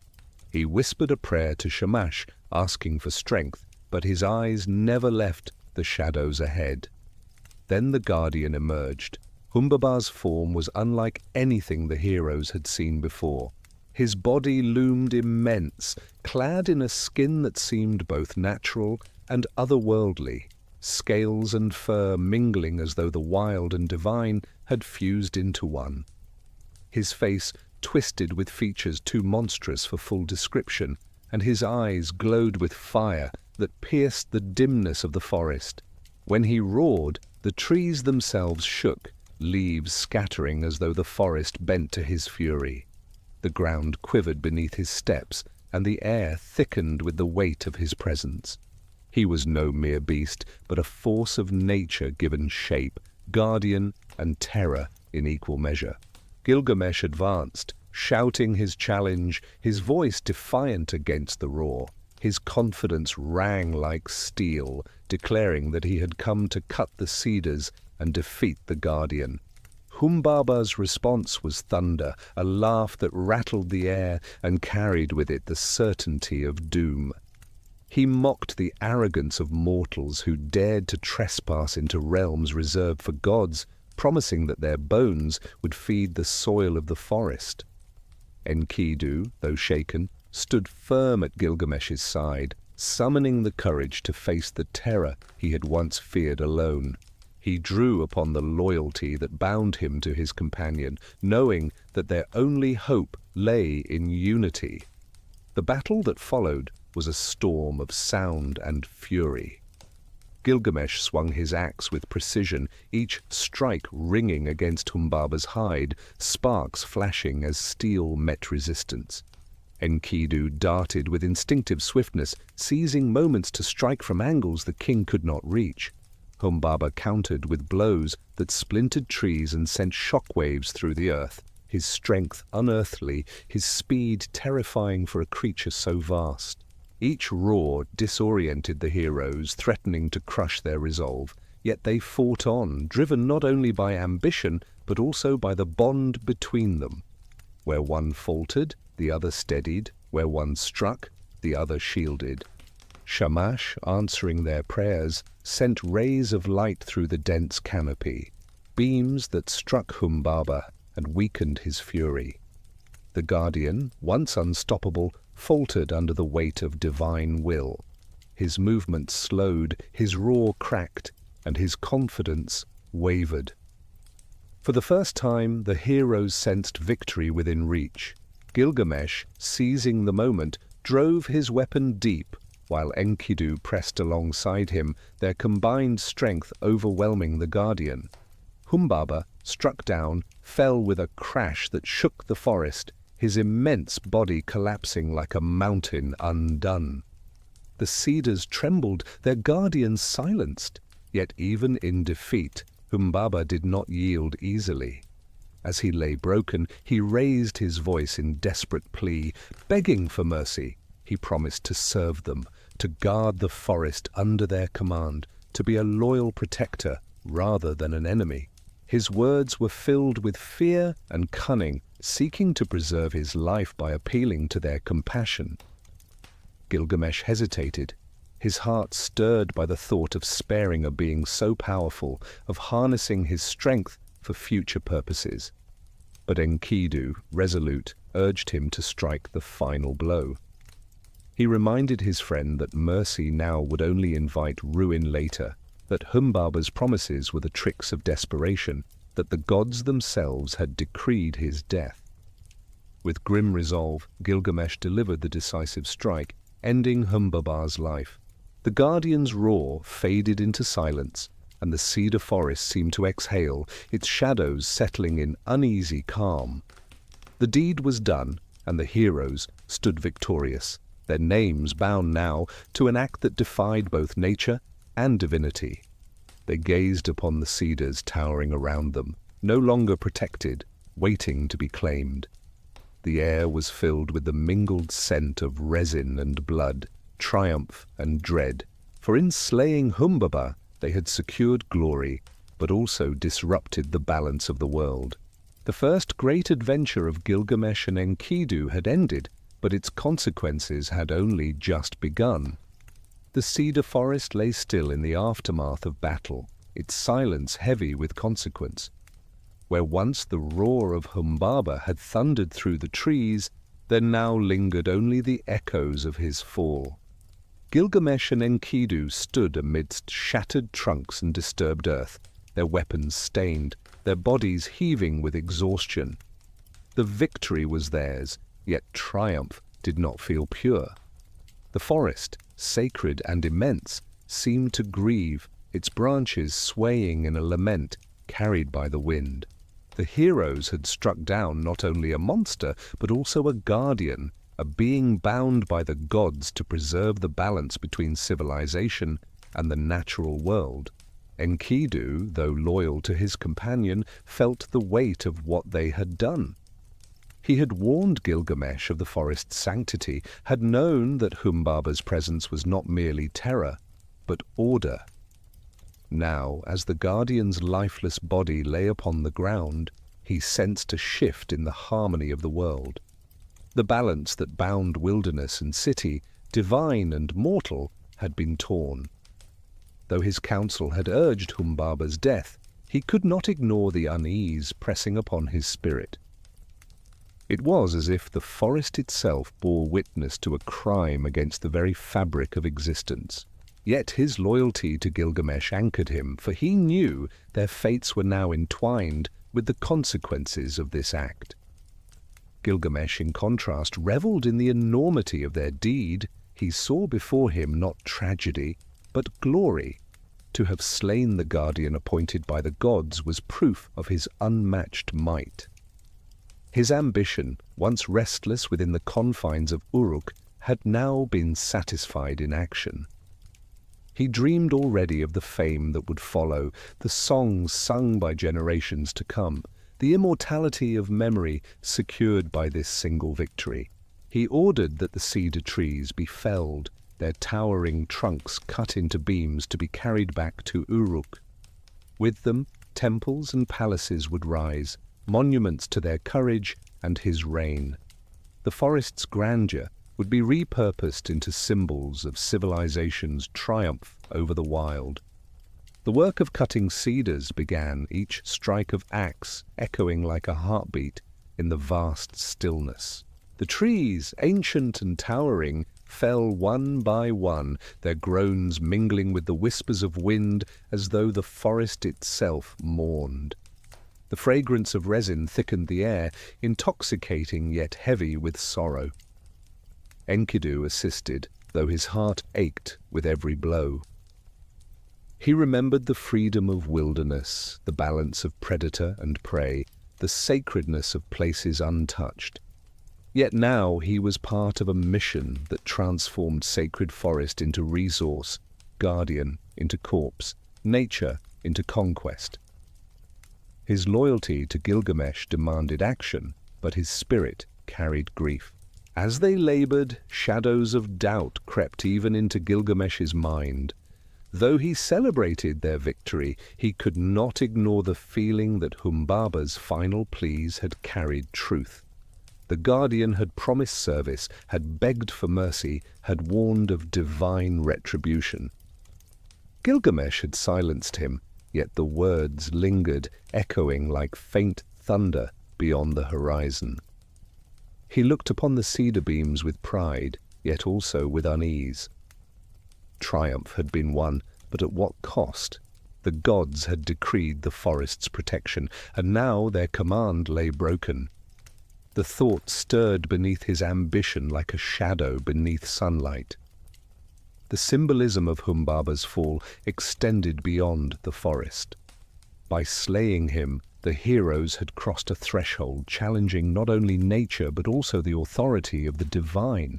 They had proven that mortal strength could rival forces once thought untouchable, but in doing so they had disrupted the cosmic balance. Civilization's advance came at the expense of wilderness, human ambition at the cost of sacred harmony. The cedar forest would no longer stand as an inviolate realm. It would be carved into temples, reshaped into monuments, consumed by human will. What they gained in glory, they risked in consequence. The gods, though silent in the immediate aftermath, were not absent. The epic suggests that their watchful eyes followed every strike, every tree felled, every step away from the forest. Shamash had aided them in battle, yet the other gods had decreed Humbaba's guardianship. This contradiction lingered like a storm forming on the horizon. For now, the heroes basked in their achievement, but divine judgment, though delayed, was inevitable. The universe of Mesopotamian belief was not one where such transgressions could pass unnoticed. The balance had been upset, and restoration would demand a price. With beams of cedar prepared, the heroes made ready to return to Uruk. They lashed together rafts to bear the immense logs downriver, their minds filled with visions of the city that would marvel at their triumph. Gilgamesh imagined the gates of Uruk lined with citizens cheering, priests chanting blessings, scribes recording his deeds in clay. He saw himself remembered forever as the king who slew Humbaba and brought back the cedars of the gods. Enkidu, though outwardly sharing in the task, remained inwardly troubled. He foresaw that the gods would not let such actions stand unchallenged, that their journey home would be only the beginning of reckoning. As the rafts drifted toward the plain, the cedar forest receded behind them, its silence lingering in their minds. Gilgamesh carried with him pride, Enkidu carried sorrow, and together they bore the weight of an act that would echo through the rest of their journey. The killing of Humbaba had brought them fame and glory, but it had also opened the door to consequences that would test them beyond any battle of axe and shield. In the clash between ambition and balance, between civilization and wilderness, they had chosen triumph. The gods, however, would decide the cost. The heroes drifted down the river on rafts heavy with cedar, their prize a testament to triumph, but also a reminder of transgression. The beams gleamed in the sunlight, their fragrance filling the air, announcing to all who saw them that Gilgamesh and Enkidu had succeeded where none had dared. The city of Uruk awaited their return, but even before they reached its gates, word of their victory spread. Songs began to form on the lips of messengers carrying tales of the slaying of Humbaba and the felling of the sacred forest. Their names already wove into legend, yet unseen forces stirred in response, for the gods do not allow such defiance without consequence. Among those who watched from afar was the goddess Ishtar, daughter of Anu, mistress of love and war, a figure whose passions were as fierce as her wrath. When Gilgamesh returned to Uruk in triumph, crowned in glory, her eyes fell upon him with desire. His strength, his beauty, his aura of invincibility stirred her heart, and she resolved to claim him as her consort. For Ishtar, love was not gentle affection, but a consuming force, one that bound mortals and gods alike in webs of pleasure and destruction. She approached Gilgamesh with promises as radiant as the sun, offering him riches, glory, and dominion that would surpass even his greatest dreams. Her words painted visions of splendor. She promised to harness chariots of lapis and gold, drawn by creatures whose power was beyond earthly beasts. She vowed that kings would bow before him, that princes would serve him, that his name would shine brighter than any who had come before. Gardens of eternal bloom, treasures from across the heavens, power that spanned both earth and sky, all would be his if he accepted her hand. In her voice rang the allure of immortality, not through memory alone, but through divine union. To any mortal, such an offer would have been irresistible, the pinnacle of desire fulfilled. But Gilgamesh, tempered by his journey and emboldened by his victories, did not yield. He saw through her promises, recognizing in them the shadow of destruction. He recalled the tales of her lovers, mortals and gods alike, each cast aside when her passion cooled. For all her beauty and power, Ishtar was known for leaving ruin in her wake. Gilgamesh spoke with fearless clarity, recounting her past betrayals, the shepherd who had become a wolf under her curse, the lion struck down after her affection waned, the stallion broken by her wrath, and Tammuz, her own consort, condemned to eternal lament. He reminded her that her love was not blessing but doom, and he refused her offer with words as sharp as any blade. His rejection was bold, even reckless, for it spurned not only a goddess, but one renowned for vengeance. Ishtar's face burned with fury. Her pride pierced more deeply than any wound inflicted by weapon. She ascended to the heavens, her voice trembling with rage, and stood before her father Anu, demanding justice. She cried that Gilgamesh had insulted her, rejected her divine embrace, shamed her before mortals and gods alike. She demanded vengeance, a punishment so terrible that it would remind all men of the peril of scorning her. Her fury could not be contained, and her heart thirsted for retribution. Anu, though wary of her wrath, hesitated. He reminded her of Gilgamesh's might, of the aid he had received from Shamash, of the consequences of unleashing divine punishment against a man whose name was already entwined with destiny. Yet Ishtar would not relent. Her pride, her passion, her need for vengeance overwhelmed all caution. She threatened to shatter the gates of the underworld, to release the dead to feast upon the living, unless her demand was met. The threat was dire, for such chaos would unbalance all of creation. Reluctantly, Anu conceded, granting her the weapon of her wrath, the bull of heaven, a beast of cosmic power, sent to strike Uruk and humble the king who had dared to reject her. The earth trembled as the bull descended, its hooves cracking the ground, its breath scorching fields, its roar scattering herds and toppling houses. The people of Uruk cried out in terror, for never had they seen such destruction. Crops withered in its presence, rivers dried beneath its breath, and the ground split into fissures that swallowed men whole. The bull was not merely an animal, but a divine force, a living embodiment of Ishtar's fury. To face it was to defy heaven itself, yet Gilgamesh, undaunted, prepared to meet this challenge. Enkidu, loyal as ever, stood beside him, determined that together they would confront even the wrath of gods. The battle was fierce, a clash between mortals and the divine. The bull's horns swept like scythes, capable of shattering walls with a single thrust. Its body gleamed like bronze, impenetrable to ordinary weapons. Yet Gilgamesh and Enkidu, united in purpose, fought with precision and courage. Enkidu seized the bull by its horns, straining with all his strength, while Gilgamesh drove his blade with unyielding determination. Their bond, forged in struggle and tempered in loyalty, allowed them to stand where others would have fallen. At last, with a cry of triumph, they brought the bull down, its body collapsing in a thunder that echoed across the city. Ishtar, watching from the walls of Uruk, shrieked with rage. Her vengeance had been thwarted, her divine beast slain by the very mortals she had sought to punish. Gilgamesh, in defiance, mocked her from below, his voice carrying with fearless scorn.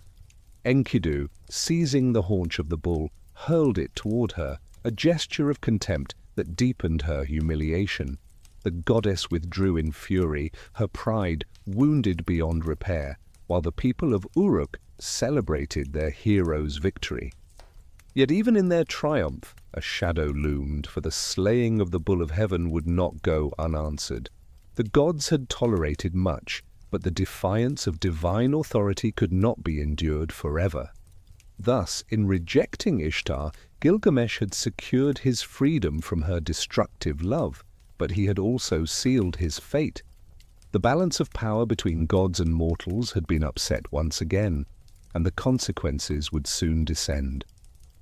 For now the people rejoiced, praising their king and his companion, but the heavens stirred with judgment. The story was shifting, moving from triumph toward tragedy, as the gods prepared to remind Gilgamesh and Enkidu that no mortal, however mighty, could defy divine will without paying a terrible price. The body of the bull of heaven lay broken upon the earth, its immense form sprawled across the plain outside Uruk. The dust had not yet settled when the city erupted in celebration. Men and women poured into the streets, their voices raised in songs of praise for Gilgamesh and Enkidu, the heroes who had defended them against the fury of a goddess. Wine flowed, drums thundered, and the people hailed their king not as tyrant but as savior. For a brief moment it seemed as though the triumph was complete, as though glory had silenced the gods. Yet beneath the laughter and song lingered unease, for the heavens are not easily defied, and the blood of the divine beast cried out for recompense.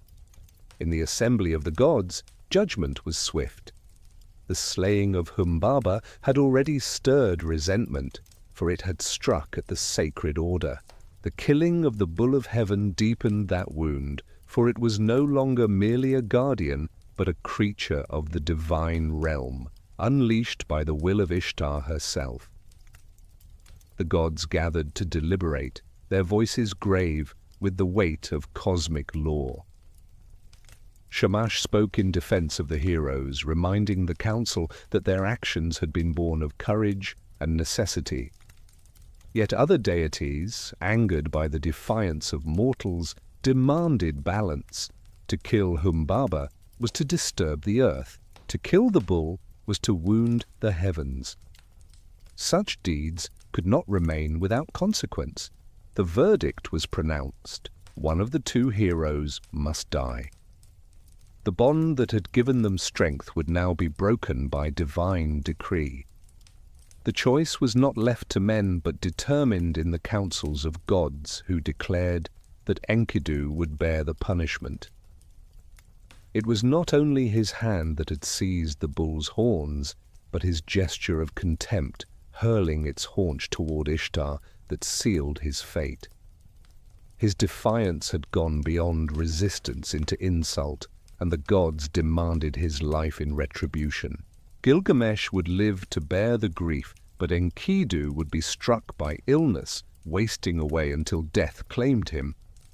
Thus the gods reminded mortals of their place. No matter their strength, they remained subject to the order of the divine.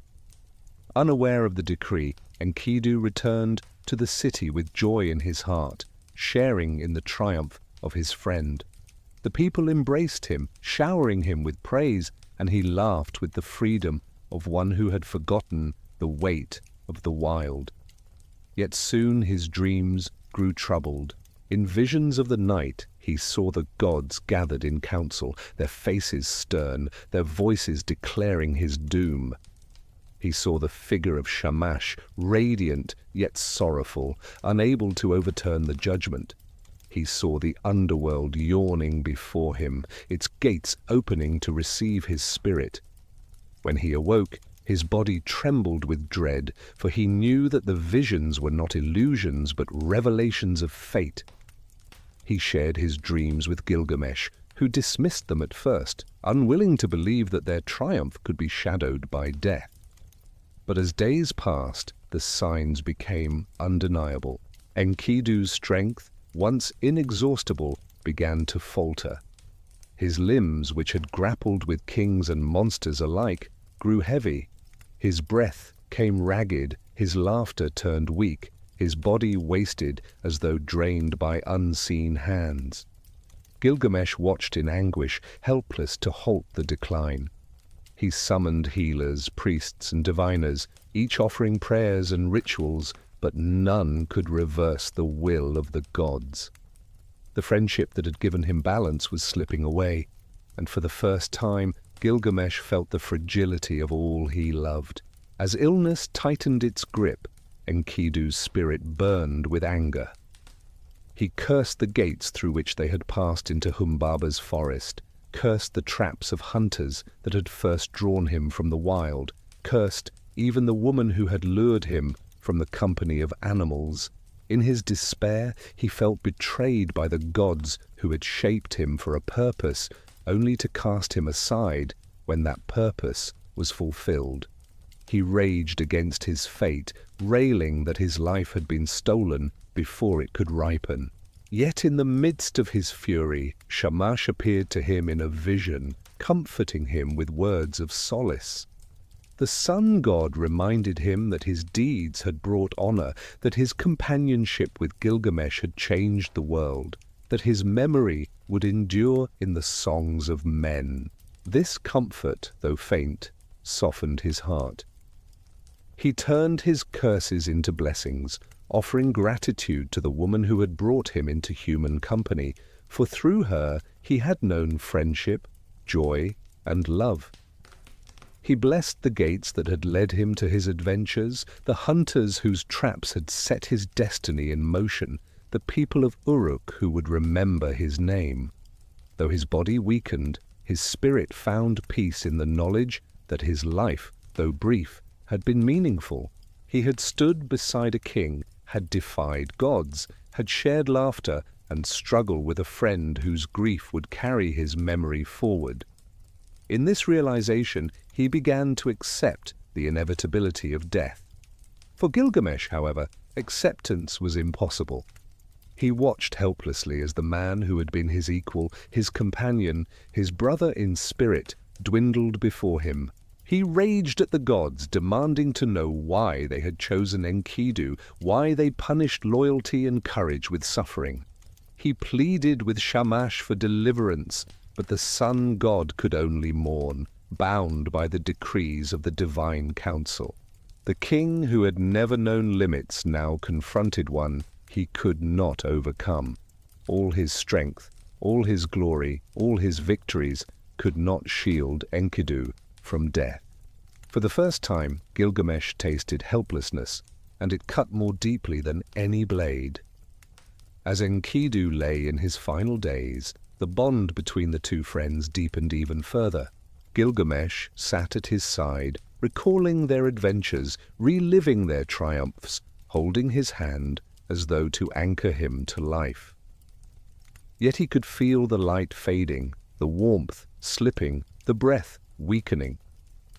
In these moments, he realized that their friendship had been the true treasure of his life, greater than walls, greater than cedar beams, greater than fame. And with that realization came the first stirrings of the truth that would haunt him, that no achievement, no monument, no defiance could conquer death. Only memory and love could endure. Enkidu's final hours unfolded with a slow, aching weight that pressed upon every corner of Uruk. The man who had once thundered across plains with the swiftness of gazelles, who had grappled with kings and monsters, now lay weak and frail, his breath shallow, his strength dissolved. Around him, the sounds of life continued, the murmur of priests, the quiet sobs of servants, the distant hum of the city, but for Gilgamesh, all the world narrowed to the bedside of his friend. He clutched Enkidu's hand, desperate to anchor him, to hold back the tide of death, yet he felt the warmth slipping away, the pulse growing faint. For the first time, Gilgamesh, who had never bowed before man or beast, bowed before inevitability. Enkidu's voice, though faint, still carried the depth of his spirit. He spoke of dreams he had seen, visions of the underworld that awaited him. He described a realm of dust and shadow, where kings and commoners alike wore feathers, where the light of the sun did not reach, where once proud rulers now served as servants in the halls of silence. His words painted a bleak picture, stripping away illusions of glory, revealing death as the great equalizer that spared none. Gilgamesh listened, his heart heavy, for he realized that even kings must one day walk that path, that no wall or weapon could bar its gates. The defiance that had fueled him in battle faltered before the certainty of mortality. In his final moments, Enkidu's fury softened into sorrow, and sorrow into peace. He spoke no longer of curses, but of blessings. He remembered the woman who had drawn him from the wild, and though her presence had once felt like betrayal, he now blessed her, for through her he had known the companionship of men. He blessed the gates that had led him into adventure, the hunters who had revealed his path, the people who would carry his name in story. He turned his final gaze upon Gilgamesh, his brother in spirit, and whispered gratitude for the bond that had given his life meaning. With those words, he released his final breath, and silence claimed him. The wild man who had been shaped by gods, who had stood as equal to a king, returned to the stillness from which he had come. The grief that fell upon Gilgamesh was unlike anything he had known. He cried out with a roar that shook the palace walls, a sound of anguish so raw that all who heard it trembled. Servants and guards wept, though they did not know the depth of his sorrow, for they had not shared the bond that had united him with Enkidu. His lament was not only for the loss of a friend, but for the shattering of his own certainty. Gilgamesh, who had faced monsters without fear, now faced a foe he could not conquer. Death had taken Enkidu, and in that moment he understood that it would one day take him as well. The realization pierced him deeper than any wound of battle, a truth too vast to bear. He covered Enkidu's body with rich garments, ornaments fit for a king, as though to honor him in death with the glory he had carried in life. He wept over him, kissed his face, and refused to let him go. Days passed, and still he held him, unable to accept that warmth would not return, that breath would not stir again. His courtiers urged him to bury the body, to honor the dead with rites, but he resisted, clinging to the hope that Enkidu might yet awaken. Only when decay set in, when the body itself bore the mark of death, did Gilgamesh relent. With shattered heart, he ordered the funeral rites, and the city of Uruk joined him in mourning. The procession stretched for miles, musicians playing dirges, priests chanting prayers, mourners filling the streets. Kings from distant lands sent offerings, recognizing that Enkidu's passing marked not only the end of a man, but the end of an age. His coffin was borne with solemnity, and his name was spoken in reverence, as though he had already entered legend. Gilgamesh walked at the head of the procession, his face streaked with tears, his voice breaking as he cried out to gods and men alike. He called upon the wild to mourn, upon rivers to weep, upon forests to bow their heads, for Enkidu had belonged to them as much as to humanity. His grief reached beyond Uruk, demanding that all creation share in the sorrow. Yet even as the rites concluded, Gilgamesh found no peace. His heart remained restless, his mind haunted by visions of death. He saw Enkidu's face in every shadow, heard his laughter in every whisper of wind, felt his absence in every silence. But more than grief, it was fear that gripped him. The death of his friend had revealed his own mortality, a truth he could not bear. If Enkidu, strong as the wilderness, could fall, then what hope had he? His victories, his walls, his deeds, none could save him from the same fate. The thought consumed him, driving him into despair. For the first time, Gilgamesh, the mighty king, trembled not before enemy or beast, but before the certainty of death. Thus began a new chapter in his journey. No longer content with glory, no longer satisfied with fame, he resolved to seek the one thing that had eluded him: immortality. He would not accept the fate of all men. He would find a way to escape it, to live forever, to defy the gods themselves if necessary.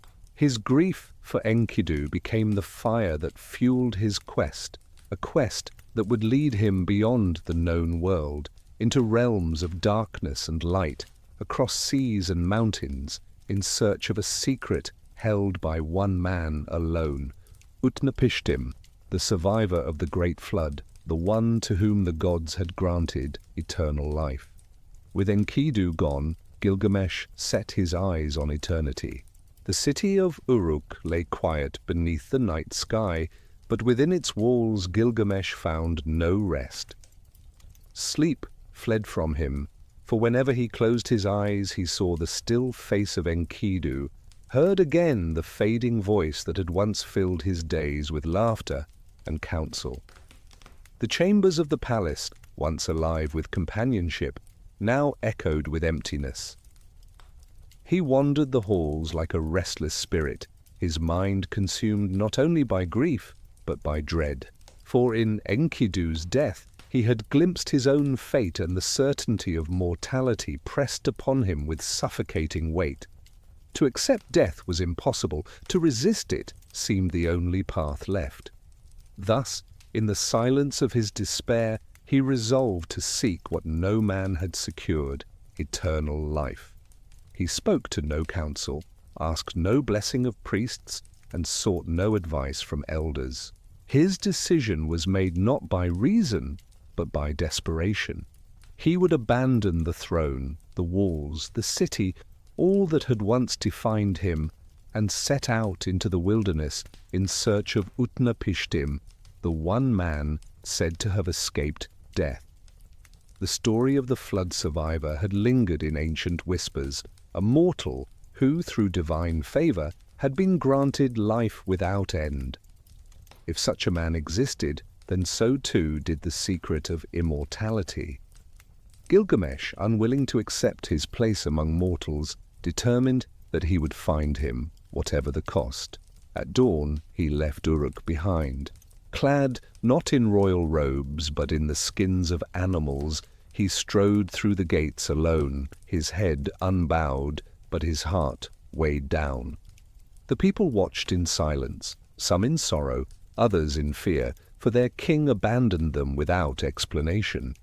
They saw not a ruler seeking glory, but a man haunted by death, fleeing from the city he had once built with pride. His stride was heavy, yet relentless, carrying him into lands where few dared to venture. He left behind the ordered streets and fertile fields, stepping once more into wilderness, but this time without the companionship of Enkidu. Each path reminded him of his absence, each silence deepened his loneliness. Days stretched into weeks as he wandered.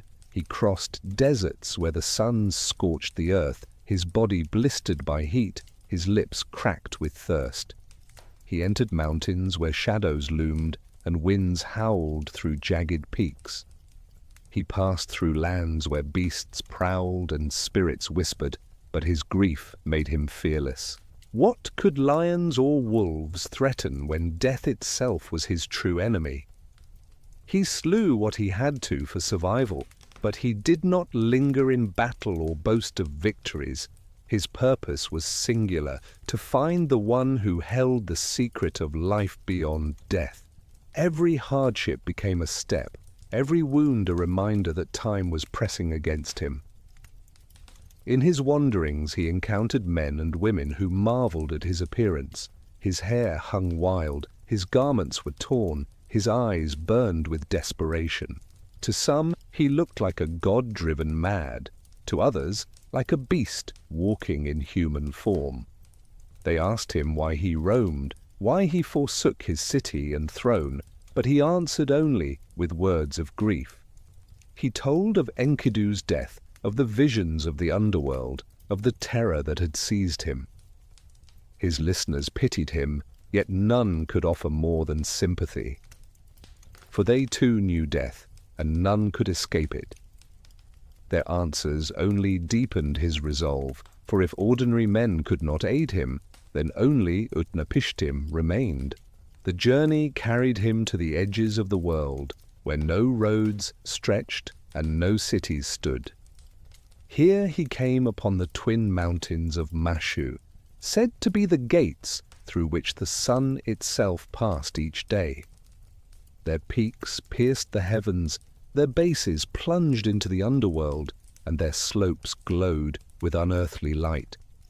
At their entrance stood guardians, scorpion beings of immense power, their bodies half human, half beast, their gaze so piercing that it could strike fear even into gods. They barred his way, demanding to know why a mortal dared approach the path of the sun. Their voices rumbled like earthquakes, their eyes glowed with the fire of dawn. Gilgamesh, though trembling, did not retreat. He told them of his grief, of Enkidu's death, of his search for immortality. He spoke with a voice broken yet determined, declaring that he would not turn back until he had found Utnapishtim. The scorpion beings, moved by his courage and the sincerity of his anguish, conferred among themselves.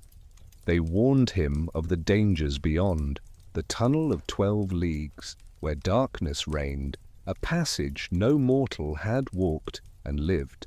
Yet seeing the desperation in his eyes, they granted him permission.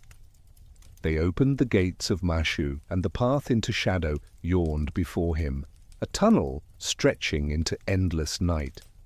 Without hesitation, Gilgamesh entered. The darkness consumed him instantly, so complete that even his own hands vanished from sight. He pressed forward, guided only by determination, feeling his way through the oppressive void. The air was heavy, the silence absolute, broken only by the echo of his footsteps. Time itself seemed to dissolve, for without light he could not measure its passing. Fear gnawed at him, yet he forced each step, reminding himself that beyond this tunnel lay hope. At last, after leagues upon leagues of shadow, he saw the faint glimmer of dawn ahead. He staggered toward it, his body trembling, his mind reeling, until he burst into the light of a garden beyond imagination. Before him stretched a place of wonder, a garden where every plant bore jewels instead of fruit. Trees glittered with leaves of emerald and boughs of sapphire, vines dripped with clusters of crystal, flowers gleamed with the brilliance of lapis and gold. The ground sparkled as though dusted with gemstones, and the air shimmered with unearthly radiance. It was a realm of beauty beyond mortal comprehension, a vision of paradise that lay at the very edge of the world. Gilgamesh, weary and broken, fell to his knees in awe. He had passed through darkness, and before him now lay the threshold to his greatest trial yet, the search for the man who held the secret of eternal life.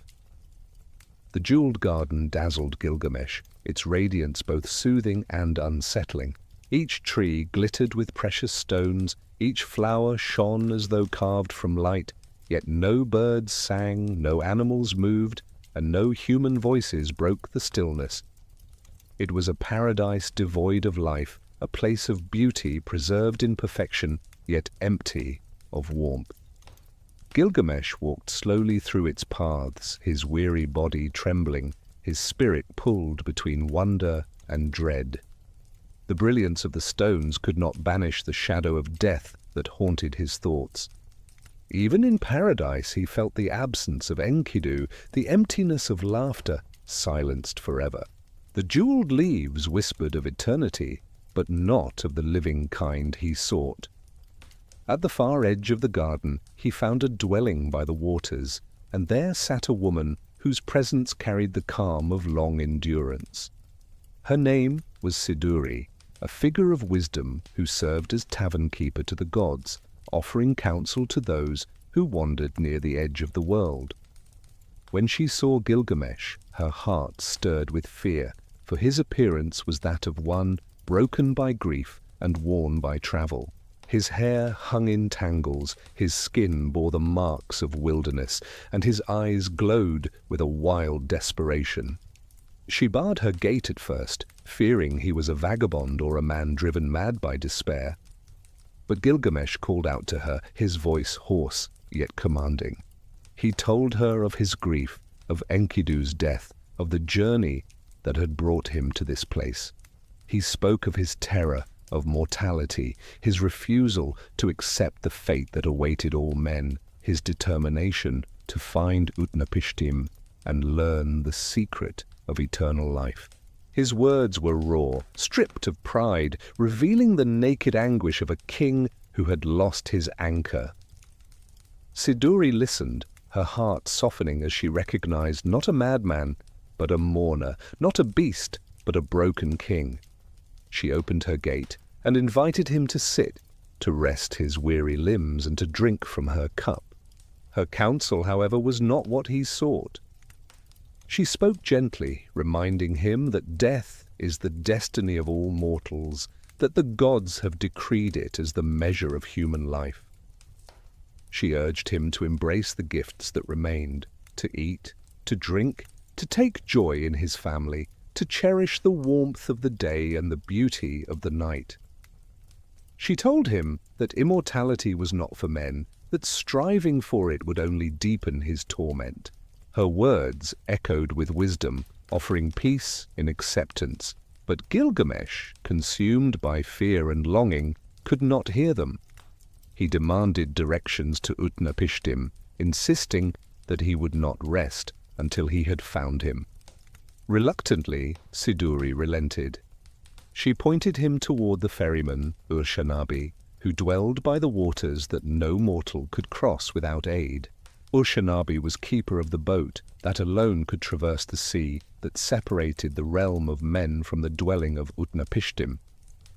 She warned Gilgamesh that the journey was perilous, that few who set out ever returned, but he accepted without hesitation. To him, danger meant nothing compared to the certainty of death.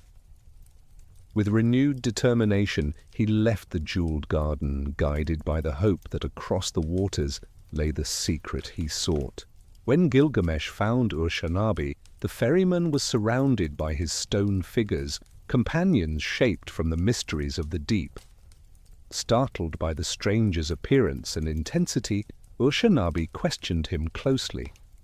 Gilgamesh, weary yet unyielding, recounted his grief, his journey, and his desperate desire to reach Utnapishtim. His voice trembled with anguish but rang with the force of conviction.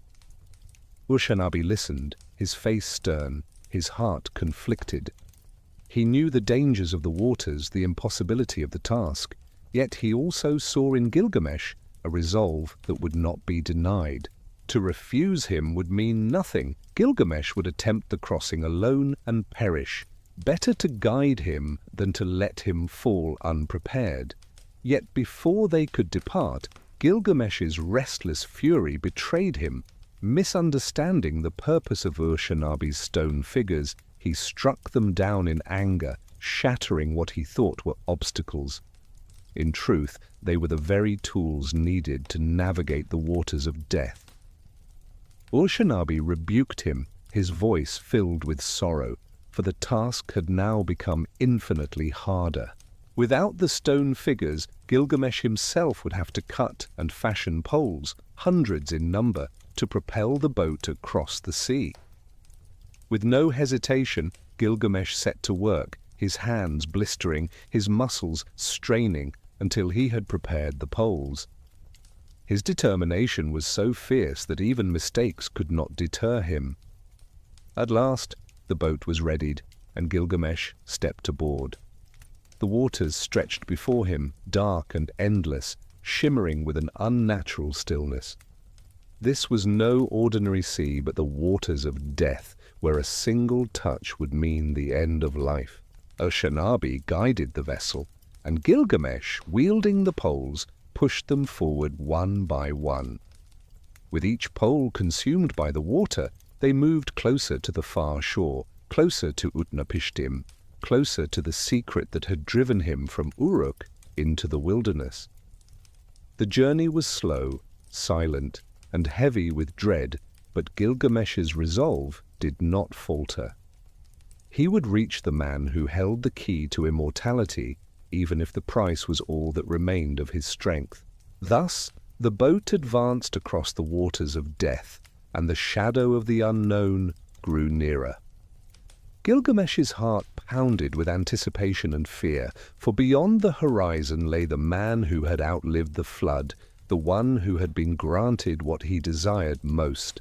The hope of eternal life shimmered before him, fragile yet irresistible, and he clung to it with the desperation of one who could not accept mortality. Each stroke of the pole brought him closer to the answer he sought, though he did not yet know that the answer would demand more of him than any battle, more even than the grief of Enkidu's death. The sea of death stretched endless and silent, its dark waters swallowing every sound, every ripple, as though it existed outside the laws of the living world. Gilgamesh labored at the poles, one after another, his muscles burning, his hands raw, but his determination never faltered. Each pole, once thrust into the water, dissolved into nothingness, consumed by the deadly currents. One by one, they vanished, marking the steady progress of the boat toward the horizon. Urshanabi, the ferryman, watched in silence, guiding the vessel with the patience of one who had crossed these waters countless times. Yet even he felt the weight of this journey, sensing that the man beside him was unlike any other who had attempted it. At last, the final pole slipped into the depths, leaving Gilgamesh standing breathless, sweat streaming down his body.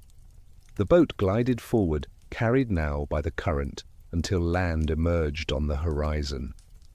There, beyond the waters of death, lay a dwelling humble in appearance, yet immeasurable in significance. This was the home of Utnapishtim, the one who had lived through the flood, the mortal to whom the gods had granted eternal life. Gilgamesh's heart pounded with a mixture of hope and fear. He had endured deserts, mountains, darkness, and seas to reach this point. If the secret of immortality existed, it lay within reach. Yet if it did not, then all his struggle would have been in vain. On the shore, an old man waited, his figure unassuming, his face lined with age. Unlike the radiant gods, unlike the monstrous guardians, Utnapishtim looked ordinary, like any other man. This astonished Gilgamesh, for he had expected someone marked with divine light, a figure set apart from humanity. Instead, he saw a man who bore the marks of time, yet who endured still. When Gilgamesh set foot upon the land, his voice broke with desperation. He poured out his grief, telling of Enkidu's death, of his terror of mortality, of the unending journey that had brought him here.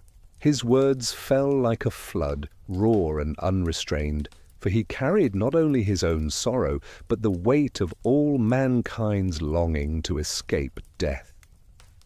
Utnapishtim listened with patience, his eyes steady, his expression calm. When Gilgamesh's voice faltered, he spoke with quiet gravity. He told the king that death is the fate of all mortals decreed by the gods, and that no man may escape it. He reminded him that immortality had been granted to him not as a gift for striving, but as a singular exception, born of a great catastrophe and divine choice. He recounted the story of the flood, when the gods had resolved to destroy mankind, and only by the counsel of Ea had he been saved. He had built an ark, gathered life upon it, and endured the storm that drowned the world. When the waters receded, the gods, moved by his obedience and sacrifice, granted him and his wife eternal life, setting them apart. It was not a reward that could be claimed by effort or seized by ambition. It was a fate ordained and unrepeatable. Gilgamesh listened with disbelief, unwilling to accept that his quest had reached a dead end. He begged for proof, for a test, for some way to earn what Utnapishtim had been given. If life eternal could not be won by battle, then let it be won by endurance, by trial. He pleaded with Utnapishtim to show him a path, any path that might allow him to escape the fate of all men. His desperation pierced even the calm of the flood survivor, who at last agreed to offer him a test. He told Gilgamesh to remain awake for 6 days and 7 nights, to conquer sleep itself, for if he could master that small brother of death, perhaps he might be worthy of greater secrets. Gilgamesh, confident in his strength, accepted eagerly. He sat himself down, determined to resist the call of slumber. But the weariness of his long journey weighed heavily upon him, and before he realized it, his eyes closed and his body sank into sleep. Utnapishtim's wife, watching nearby, baked loaves of bread each day and placed them beside the sleeping king, marking the passage of time. When at last Gilgamesh stirred, believing only moments had passed, Utnapishtim pointed to the loaves, stale and mouldy, lined in sequence. The evidence was undeniable. He had failed the test. Even the mightiest king, even the slayer of monsters, could not overcome the simplest truth that sleep comes for all, as death comes for all. Crushed by failure, Gilgamesh bowed his head, his voice filled with despair. He had journeyed to the ends of the earth, faced darkness and terror, crossed the waters of death, only to be reminded that he was mortal. He wept, mourning not only Enkidu but also himself, for now he saw clearly that he too must one day lie in silence. His anguish moved Utnapishtim's wife, who urged her husband to offer him some consolation, some fragment of hope to carry back. Reluctantly, Utnapishtim revealed the existence of a plant hidden in the depths of the sea, a plant that restored youth, a secret not of endless life but of renewal. If Gilgamesh could seize it, he might at least return with something precious, a balm against despair. Hearing this, Gilgamesh's spirit rekindled. Though immortality remained beyond reach, he clung to the hope of the plant, a gift that could push back the shadow of age. He bound stones to his feet and plunged into the waters, descending into the darkness below. His hands groped until they found the plant, sharp with thorns but radiant with promise. He cut it free and rose again, his heart surging with triumph. Holding the plant, he felt a glimmer of hope return, a belief that he could share this gift with his people, that he could bring to Uruk a treasure unlike any other. For the first time since Enkidu's death, he smiled, certain that his quest had not been in vain. Yet even as he rejoiced, the gods and fate watched. For the journey of Gilgamesh was not to end in easy victory. The plant, though real, was fragile, and the lesson he sought had not yet been learned. The road home stretched before him, and upon it awaited the final trial that would shape his understanding. For though he held the plant in his hand, he did not yet grasp the deeper truth of what it meant to live as a mortal. With the plant clutched in his hand, Gilgamesh felt the first true spark of hope since Enkidu's death. His weary heart, so long drowned in grief, now beat with renewed vigor. He spoke of returning to Uruk, of sharing the plant with the elders of the city, of restoring youth to the old and strength to the weak. No longer would his people tremble before the shadow of age. No longer would they wither before time's relentless hand. He dreamed of planting gardens of renewal, of granting to mankind a reprieve from the fate that had haunted him. For the first time in his journey, his eyes shone not with desperation, but with joy. Urshanabi, the ferryman, listened in silence as Gilgamesh spoke of his plans. The man who had ferried countless souls across perilous waters had never seen such determination burn in a mortal's eyes. Yet he knew that the path of destiny often wound in directions men could not foresee.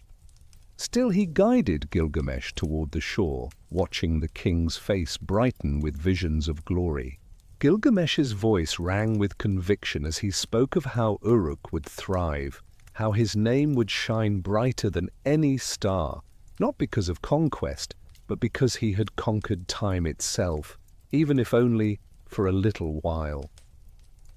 Days passed as they journeyed homeward, the plant secure in Gilgamesh's keeping. The land once again opened before them, deserts and plains stretching under the sun. Gilgamesh's body, though weary, carried itself with renewed strength, for he no longer walked in despair.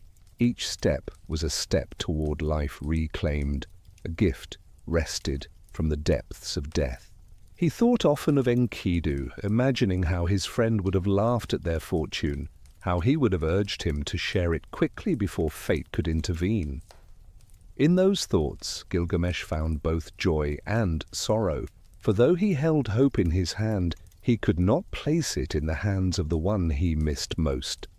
At last, exhaustion overcame them, and they stopped by a cool pool of water shaded by palms. The air was warm, the breeze gentle, and for the first time in many nights Gilgamesh allowed himself to rest. He set the plant carefully beside him, trusting that nothing could take it from his grasp. As he washed his body in the pool, the scent of the water lulled him into calm.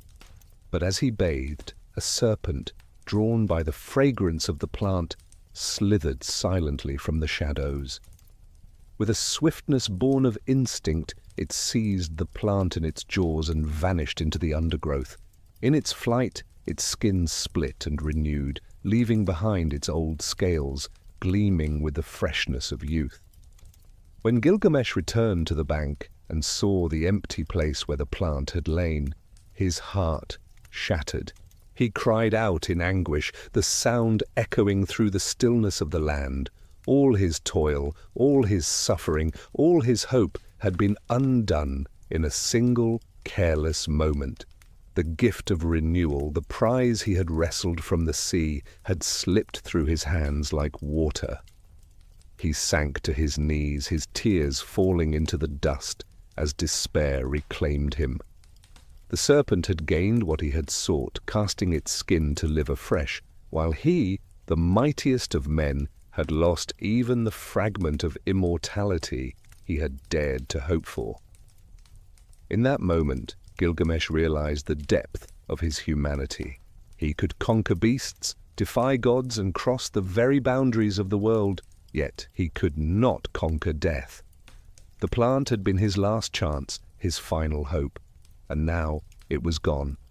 He wept for Enkidu, for himself, for all mankind, bound to the same fate, unable to escape the grasp of time. His anguish was so raw that even the earth seemed to echo it, the trees bowing, the wind sighing in lament. Yet within his grief stirred the faintest whisper of truth, that immortality was not to be seized through magic or conquest, but sought in another form. Rising from the dust, he wiped his tears and turned once more toward Uruk. His steps were heavy, yet there was a new stillness in his heart, as though despair had carved a hollow within him where wisdom might one day grow.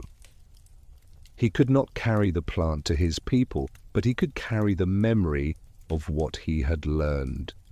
Though he did not yet fully understand it, the gods had taught him through loss what no treasure could reveal, that to live as a mortal was to cherish each moment, for it was fleeting, and that legacy, not endless breath, was the true answer to death.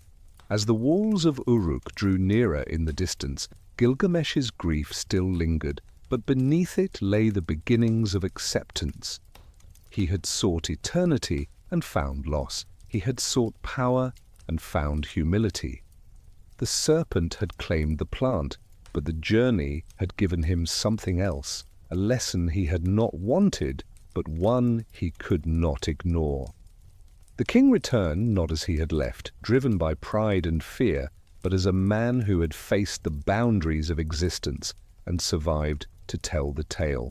The long road back to Uruk unfolded beneath Gilgamesh's weary feet, each step a reminder of the journey he had taken, and the bitter loss he carried. The desert winds stung his skin, the rivers whispered with currents he could not control, and the mountains rose silent and indifferent. The plant of renewal was gone, stolen by the serpent, and with it the fragile hope that had sustained him.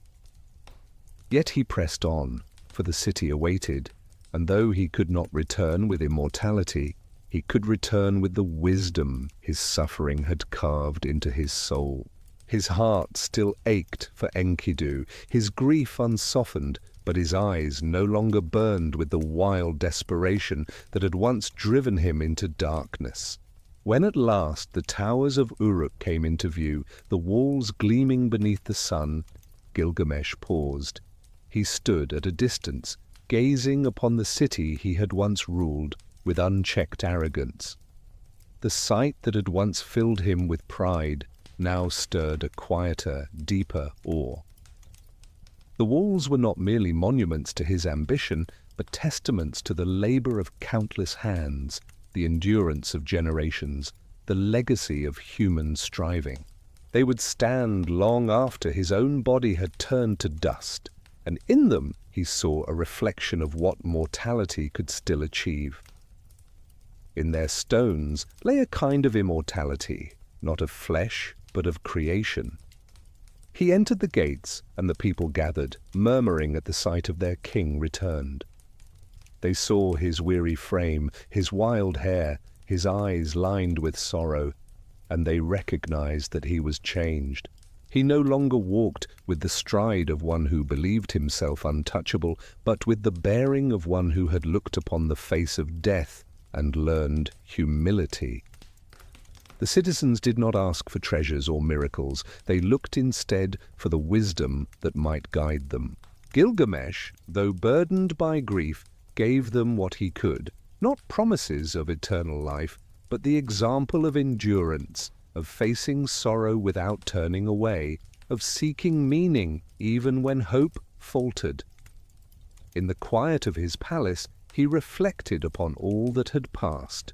He remembered the laughter of Enkidu, the roar of Humbaba, the fury of Ishtar, the terror of the bull of heaven, the silence of death, the jeweled garden, the council of Siduri, the calm voice of Utnapishtim, and the serpent that had taken the plant. Each image burned in his memory, forming a tapestry of triumph and loss, of glory and grief. He realized that his life, though finite, was already a story of great weight, one that would be told long after his body lay in the dust.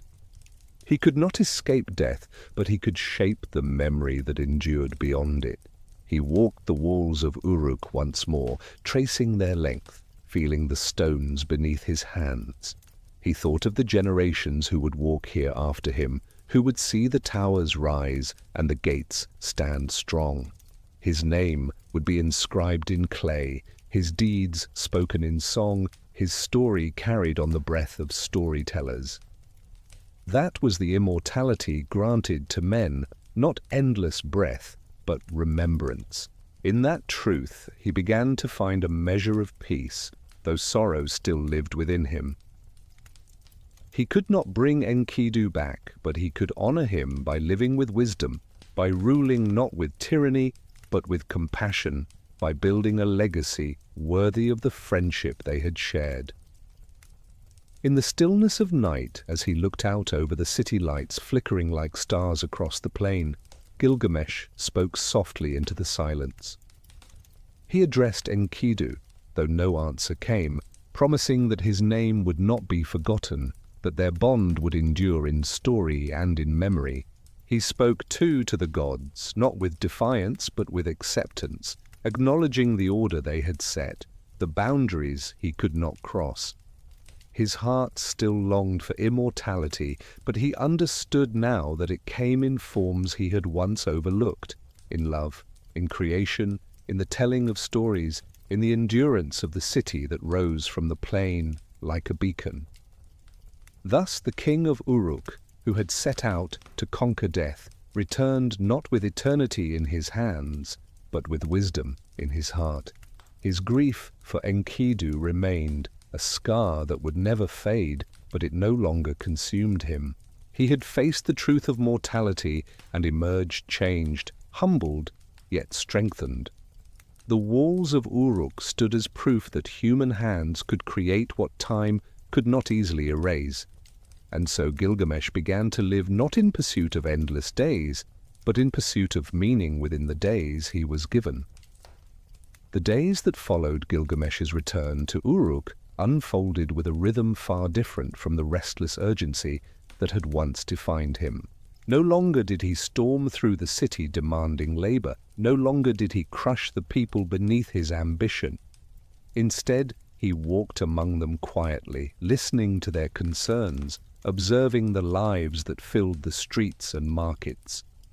The grief he carried for Enkidu softened the edge of his pride, and though sorrow still pressed upon his heart, it gave him the patience to see his people not as instruments of his will, but as companions in the fragile journey of life.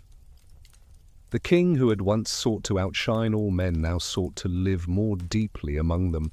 Each evening he ascended the walls that encircled the city, the same walls he had once regarded as monuments to his greatness. Now he traced the lines of stone with his hands and saw them as the labor of countless lives, each block a testament to human endurance. He understood that these walls were not his alone, but the inheritance of generations past and the gift to generations yet unborn. In their strength he saw continuity. In their endurance he saw the shape of human immortality. To live as a man was to build, to labor, to leave behind structures, stories, and legacies that outlasted the breath of one life. But even as he embraced these realizations, Gilgamesh did not abandon his longing for Enkidu. In dreams, he saw his friend walking beside him, laughing as they once had, urging him onward into battles no longer to be fought. In waking moments, he felt the ache of absence whenever he turned to speak and found silence instead of reply. He poured his sorrow into prayer, but no god answered with comfort. He turned to rituals, offering sacrifices, yet the smoke rose into the sky without reply. The absence itself became his teacher, reminding him that love's endurance was found not in denial of death, but in memory carried forward. Determined to honor that memory, he commissioned works not of conquest, but of preservation. He instructed scribes to record the stories of their journey, how they had faced Humbaba, how they had slain the bull of heaven, how they had shared laughter and grief. Clay tablets bore the marks of these tales, pressed into permanence so that time could not erase them. He knew that one day he too would die, but the story of his life, and of Enkidu's, would remain. The act of inscribing their deeds into clay gave him a sense of peace, for in those lines of script lay the assurance that their bond would outlive them both. The people of Uruk began to see the change in their king. They spoke of his gentleness where once they had spoken of his tyranny, of his wisdom where once they had whispered of his arrogance. They did not forget his strength, but they now saw it tempered by compassion. He ruled no longer as a tyrant who demanded everything, but as a man who had learned through suffering the value of restraint. His grief had carved humility into his heart, and his humility gave him vision. In his sorrow, the people found their hope renewed, for their king had become not only a protector, but a teacher of what it meant to be human. Yet Gilgamesh himself remained restless at times. Though he had embraced wisdom, though he had accepted mortality in thought, his spirit still wrestled with the finality of death. He could not banish the memory of Enkidu's last breath, nor could he silence the dread that one day he too would lie in silence. He paced the palace halls at night, whispering questions to the shadows. What lies beyond?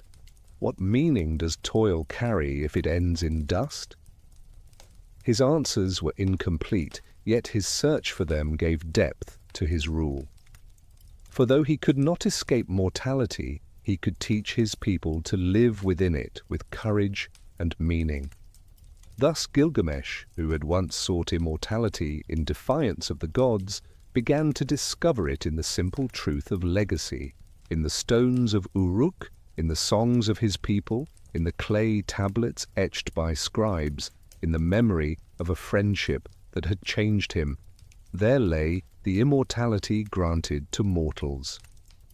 His journey into darkness had not given him endless life, but it had given him wisdom to embrace the life he still possessed. And though sorrow never fully left his heart, it became the soil in which compassion grew, shaping him into a king remembered not only for his strength, but for his humanity. The seasons turned over Uruk, and Gilgamesh moved through them with a quiet gravity.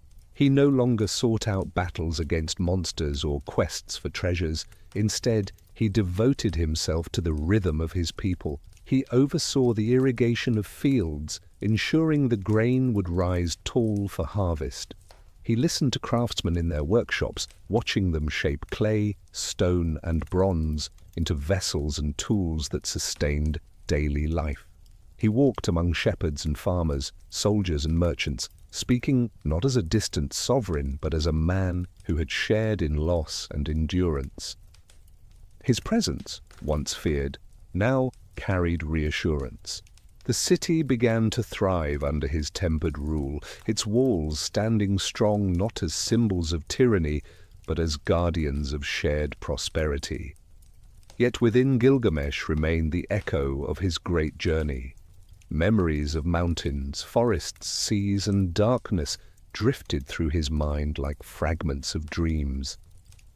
At times he recounted them to the people, shaping his wanderings into lessons. He told of Humbaba, the guardian of the cedar forest, and how courage must walk hand in hand with respect for the sacred.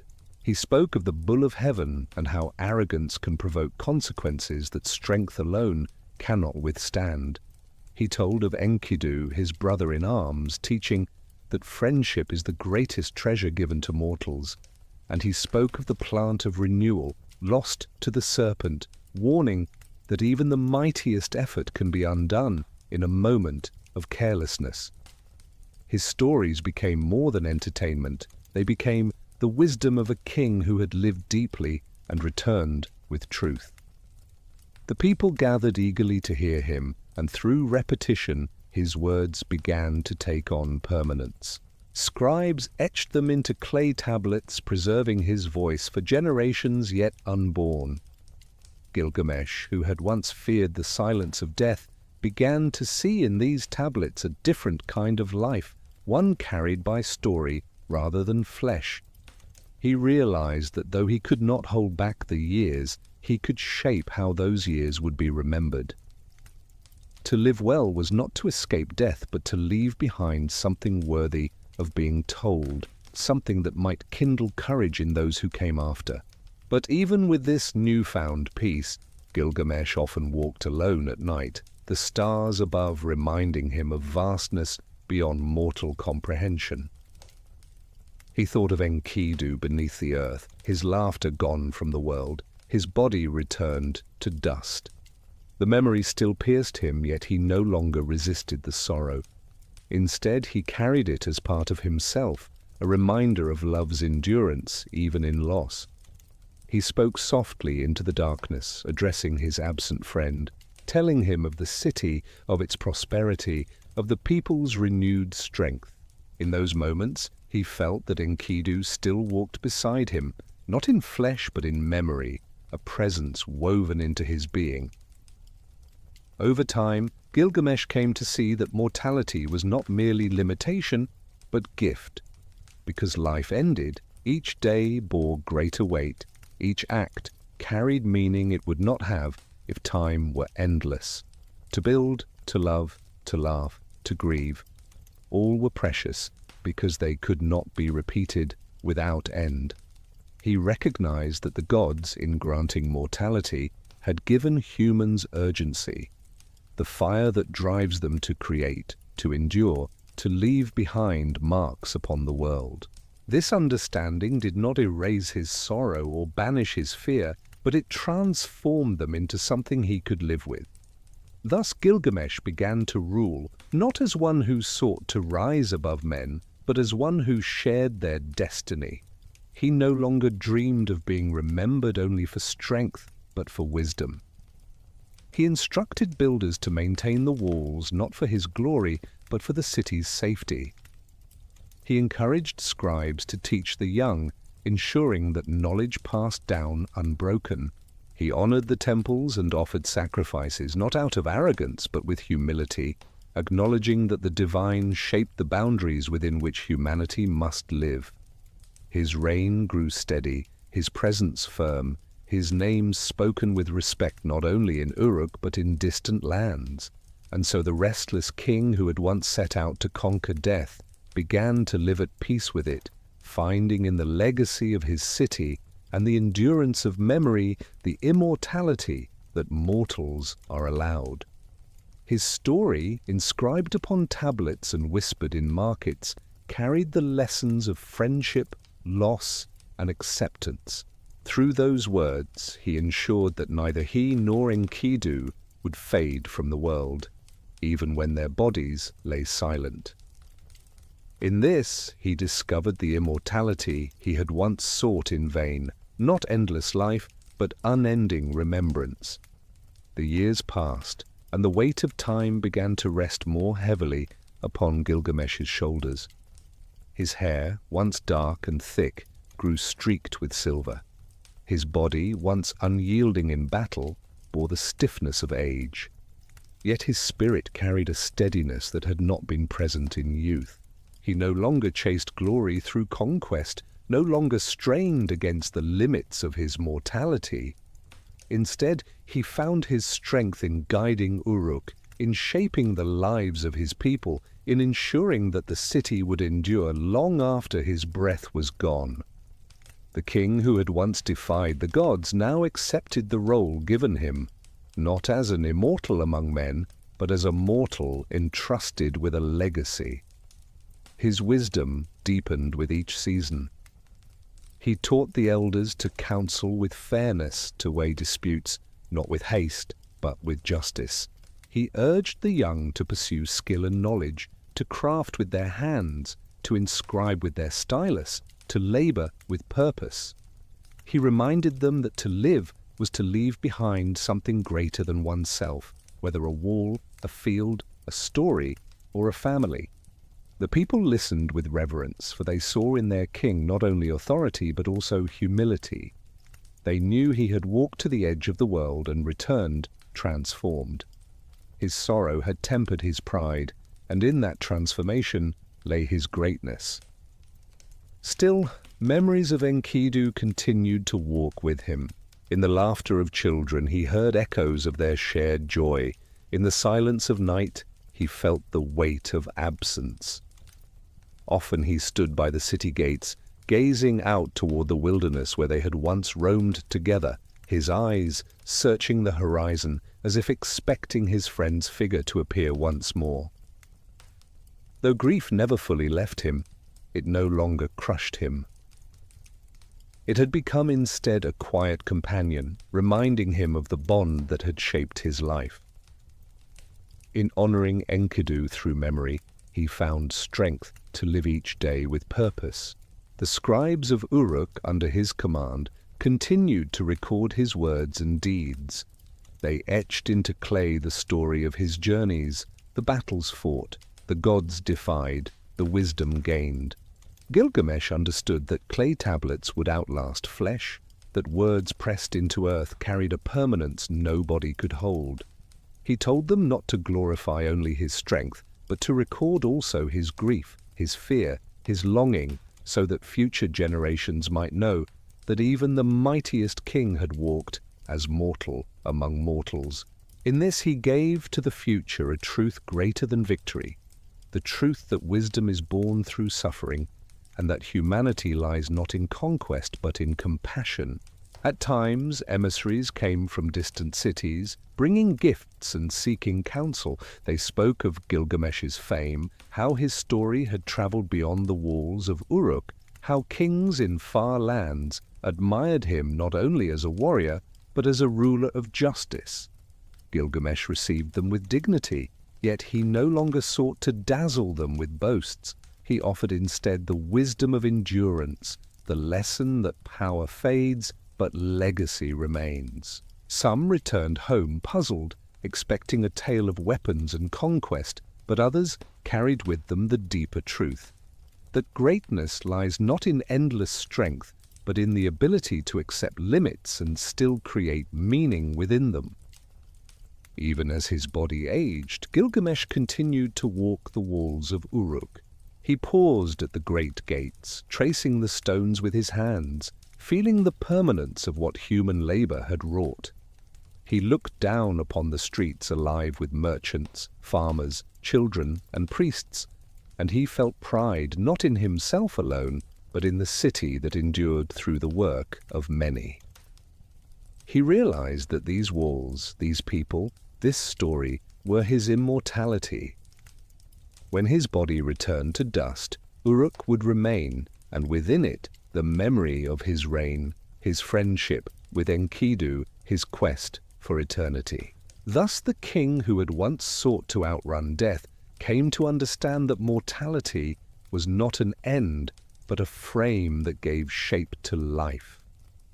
He learned to see his people as fellow travelers upon the same path, each destined for silence, yet each capable of leaving behind echoes that endured. And in that acceptance, Gilgamesh found peace. His sorrow for Enkidu remained a wound, but it became also a source of wisdom, guiding his hand in rule, shaping his words to his people, reminding him always that love, memory, and creation were the true gifts of mortals. The sun rose over Uruk, gilding the walls in light, and Gilgamesh stood upon them once more, his hands resting upon the stones that had outlasted generations. His heart was steady, though the weight of age pressed heavily upon him. He no longer dreamed of quests into distant lands or of battles against monstrous guardians. Instead, he dreamed of what would remain when his breath had stilled. The city thrived beneath his guidance, its streets alive with merchants and craftsmen, its fields nourished by well-tended canals, its temples filled with offerings to the gods. Gilgamesh watched with quiet pride, knowing that though his body weakened, his legacy grew stronger with each passing season. In the silence of dawn, memories of the serpent's theft returned to him. The plant of renewal, once clutched in his hand, had slipped away, leaving him to face the truth of mortality. Yet as the years passed, he came to see that moment not as a curse but as a lesson. If he had brought the plant to Uruk, his people might have grown careless, believing themselves immune to age. But in losing it, he preserved the urgency that drove them to build, to love, to create. Mortality, he now understood, was the spark of meaning, the measure that gave weight to every act. What had once been his greatest sorrow now revealed itself as a deeper wisdom.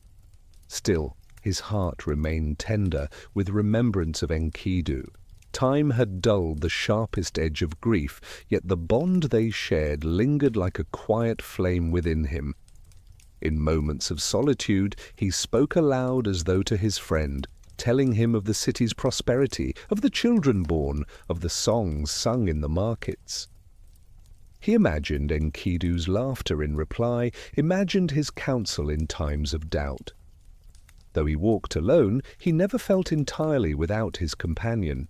Enkidu lived on in the stories told to children, in the tablets inscribed by scribes, in the very wisdom that guided Gilgamesh's rule. Love had outlasted death, shaping him in ways conquest never could. Travelers continued to arrive in Uruk, drawn by tales of the king who had crossed mountains, seas, and darkness in pursuit of eternal life. They expected to find a man still restless, still burning with defiance. Instead, they found an elder ruler whose eyes carried sorrow but also calm, who spoke of mortality not with bitterness but with acceptance.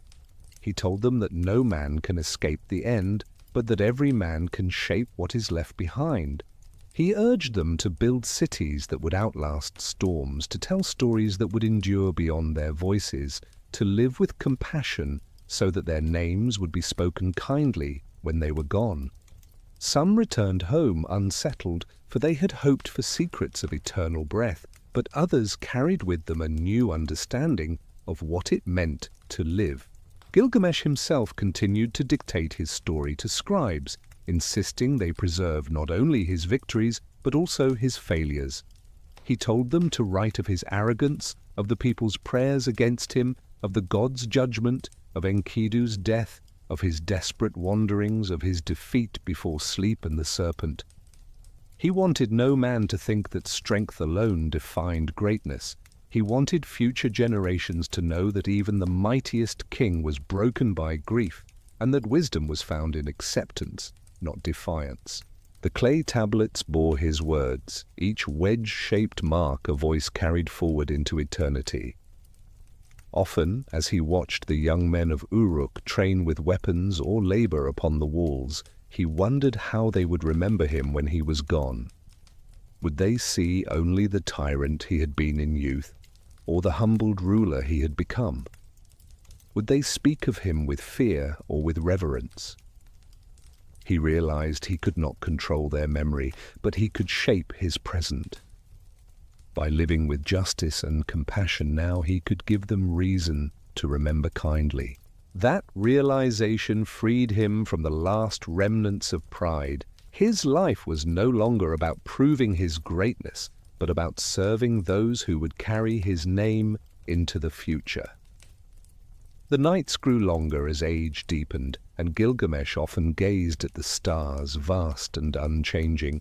He thought of the gods who dwelt beyond, of Utnapishtim set apart in his immortality, of the serpent that shed its skin and renewed itself. He did not envy them as he once had. Instead, he accepted that his fate was different, and in that difference lay beauty. Mortality gave his life urgency, gave his actions meaning, gave his love for Enkidu a poignancy it would not have had if it could last forever. What the gods had denied him in endless breath, they had granted him in wisdom, in story, in legacy. Thus, Gilgamesh, once the restless seeker of eternity, lived his final years with a kind of peace he had never known in youth. His city thrived, his people prospered, his story endured. Though sorrow never left him, it had become a companion rather than an enemy, guiding him toward compassion. He had learned at last that immortality was not to be seized, but to be created, not through defiance, but through remembrance. And so he prepared himself, not for escape from death, but for the embrace of the legacy he would leave behind. The winds of time pressed ever harder upon Gilgamesh, and he felt the weariness of years in every limb. His strength, once unmatched, had softened, and his steps slowed upon the streets of Uruk.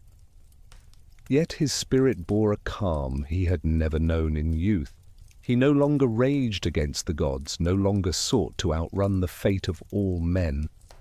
Instead, he looked upon his city with quiet pride, seeing in its walls, its markets, and its temples the true measure of his life. The stones would endure, the stories would be told, and his people would thrive long after his body returned to dust. That, he now understood, was immortality in its truest form. But the memory of the serpent's theft still lingered, sharp as a scar upon his soul. He remembered the sting of loss when the plant of renewal slipped from his grasp, devoured in a careless moment. For many years he had cursed that fate, believing it a cruelty beyond measure. Yet with time he came to see it differently. The serpent, in stealing the plant, had also stolen the illusion that endless youth could be possessed by mortals. What remained was the truth, that renewal lies not in flesh but in creation, not in endless days, but in the meaning within them. Without that loss, he might never have understood the gift mortality bestows, the urgency that compels men to build, to love, to remember. He carried this truth into his rule. He taught the people of Uruk to cherish their days, to labor with care, to honor the bonds of friendship and family. He reminded them that every harvest, every song, every story was precious because it would not last forever. His voice grew softer with age, but its weight grew heavier, for it carried the wisdom of one who had walked to the ends of the world and returned transformed. His people listened, and in their hearts they held his words as guidance, not commands. No longer did they fear him, they honored him as both king and teacher. At night, when silence settled over the city, Gilgamesh often dreamed of Enkidu. In those dreams, his friend appeared as he had been in life, strong and wild, laughter echoing through the halls of memory. They walked together once more through cedar forests, crossed rivers, battled monsters. When Gilgamesh awoke, the emptiness beside him pressed heavy upon his heart, yet he no longer wept in despair. Instead, he carried the dream into his day, letting it remind him that love endures beyond the grave, shaping the living long after the dead are gone. Enkidu's spirit lived on not only in memory, but in the wisdom Gilgamesh had drawn from their bond. The scribes of Uruk continued to press his words into clay, each wedge a voice sent into the future. They recorded not only his triumph, but also his failures, his grief, his quest, his acceptance. Gilgamesh insisted upon honesty, for he wished future generations to know the full truth of his life. He wanted them to see that even the strongest king could be broken by loss, that wisdom was born not from pride, but from sorrow. These tablets became the vessel of his immortality, carrying his story into centuries he would never see. In them, Enkidu lived as well, their friendship preserved in lines of script that time could not easily erase. Travelers who came to Uruk often marveled at the city's walls, its gardens, its order. They asked the king for secrets of conquest, expecting tales of armies and victories. Gilgamesh told them instead of mortality. He spoke of how the gods decreed that men must die, but in death lay the power to shape legacy. He urged them to build with care, to rule with justice, to cherish their companions. Some returned puzzled, unable to accept that wisdom could lie in surrender to mortality. But others carried his words home, spreading them across distant lands, weaving his truth into their own stories. Thus the man who once defied the gods came to live in harmony with their decrees. He no longer sought eternity in breath, but in memory. He no longer feared death as a thief, but accepted it as a boundary that gave meaning to life. And though his heart still ached for Enkidu, that ache became the compass by which he ruled, guiding him toward compassion and justice. His people flourished, his city thrived, his story endured. Gilgamesh, once restless and proud, had become the wise king who embraced mortality as the soil in which legacy grows. The final decades of Gilgamesh's reign unfolded with a quiet steadiness, a rhythm that mirrored the flow of the Euphrates beyond Uruk's walls. The king who had once sought to break the boundaries of mortality now found solace in the patterns of daily life. He rose with the sun to walk the streets, greeting craftsmen at their stalls, farmers bringing produce from the fields, and children who played in the courtyards. His presence no longer inspired fear, but reassurance.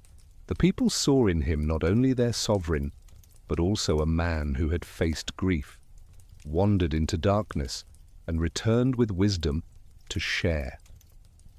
Though his body bore the weight of years, his mind remained sharp, and he turned much of his energy toward ensuring that Uruk would endure beyond him.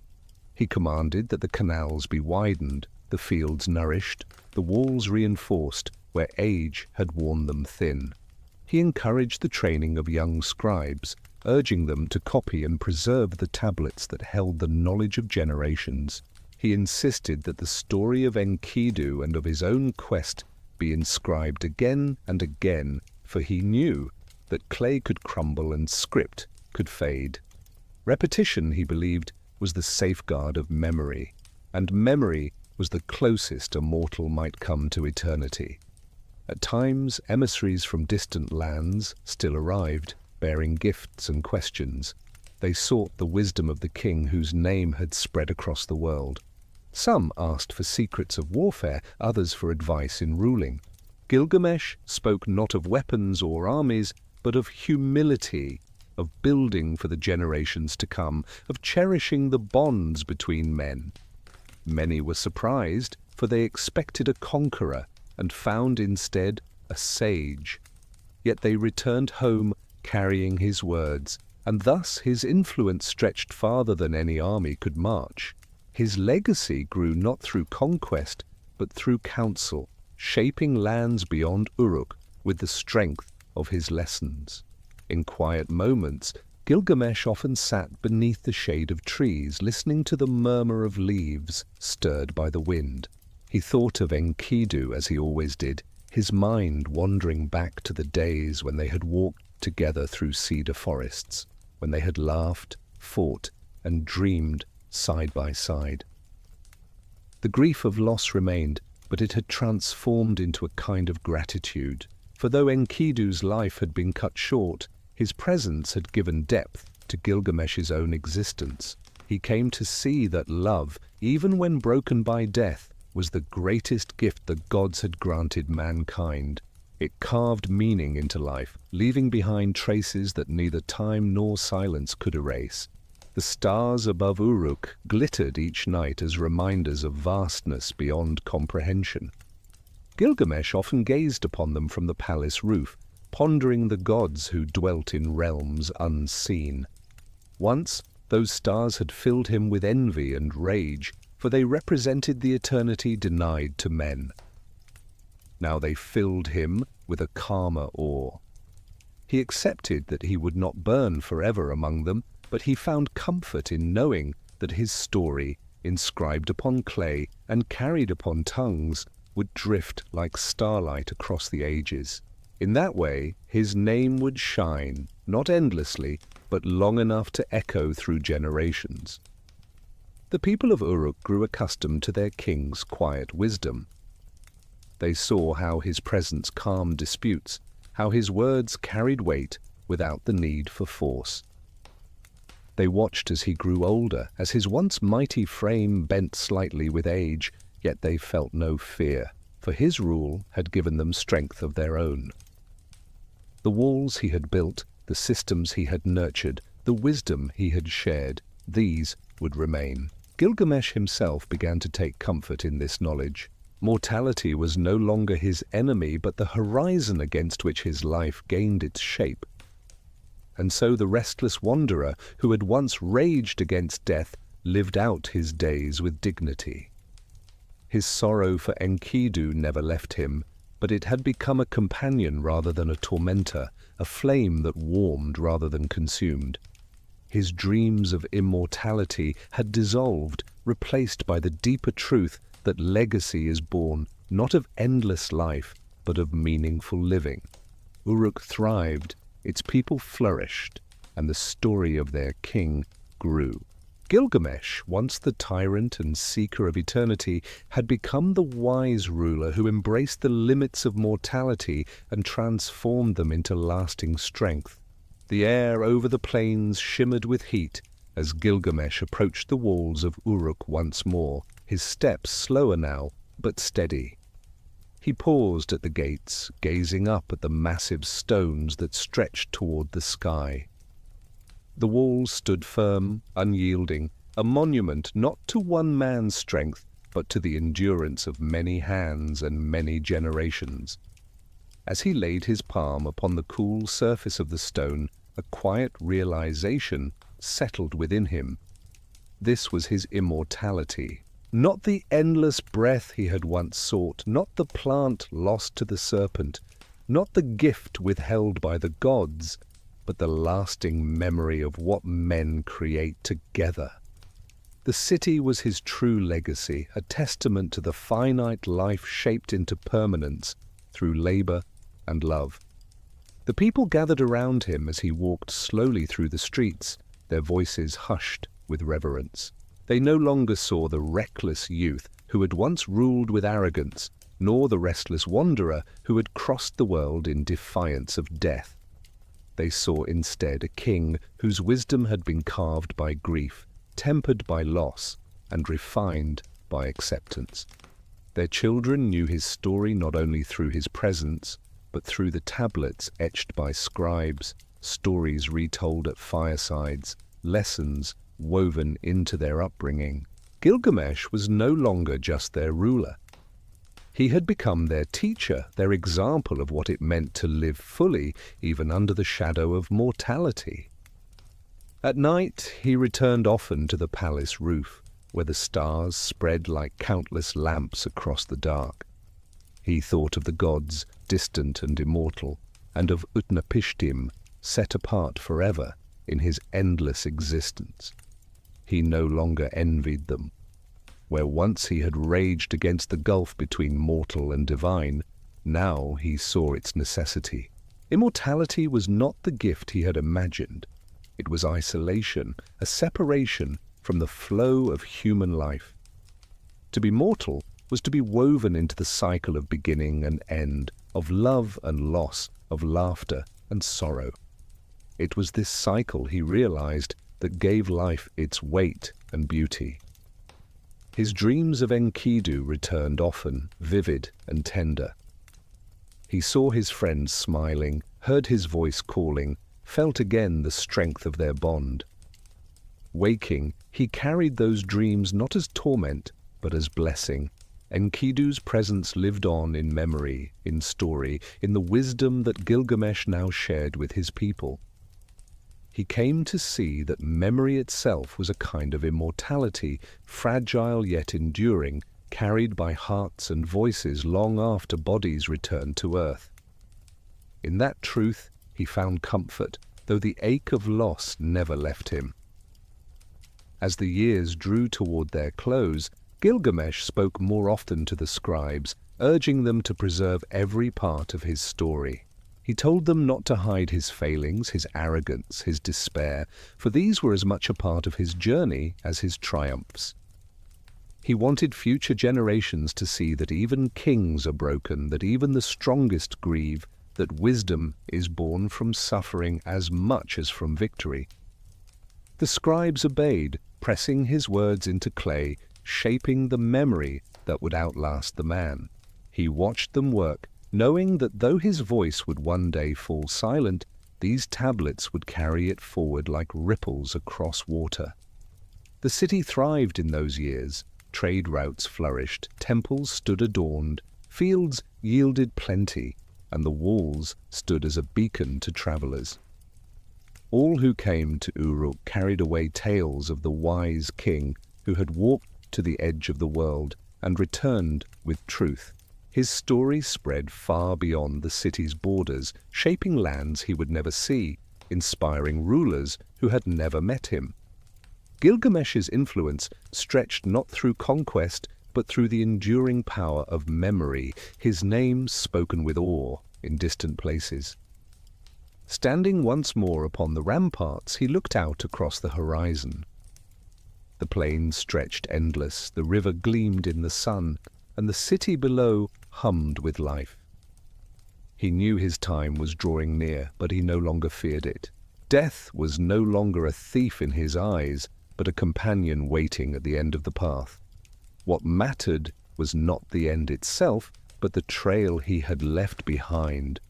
Uruk was his testament, Enkidu was his reminder, the story was his immortality. The final days of Gilgamesh's life unfolded with a calm that mirrored the wisdom he had earned. He no longer raged against the inevitability of death, no longer dreamed of crossing seas or seeking hidden treasures.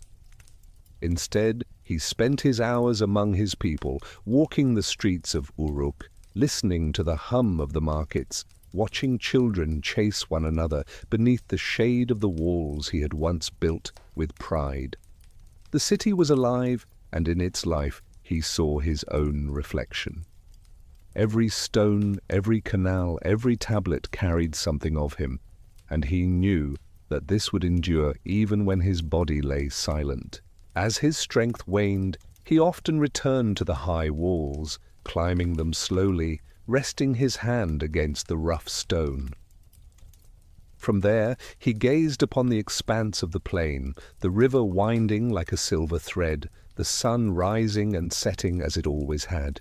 He thought of Enkidu, of their laughter in the cedar forest, their struggles against monsters, their defiance before gods.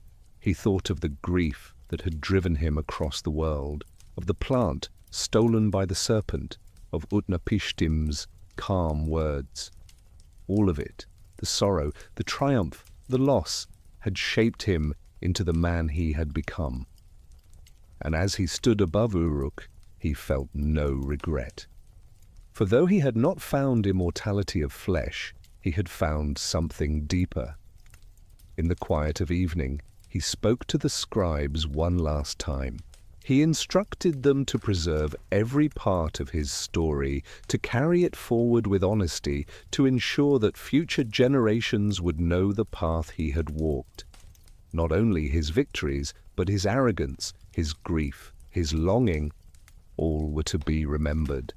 For the truth of his life, he believed, was not in perfection, but in the struggle to understand what it means to be human.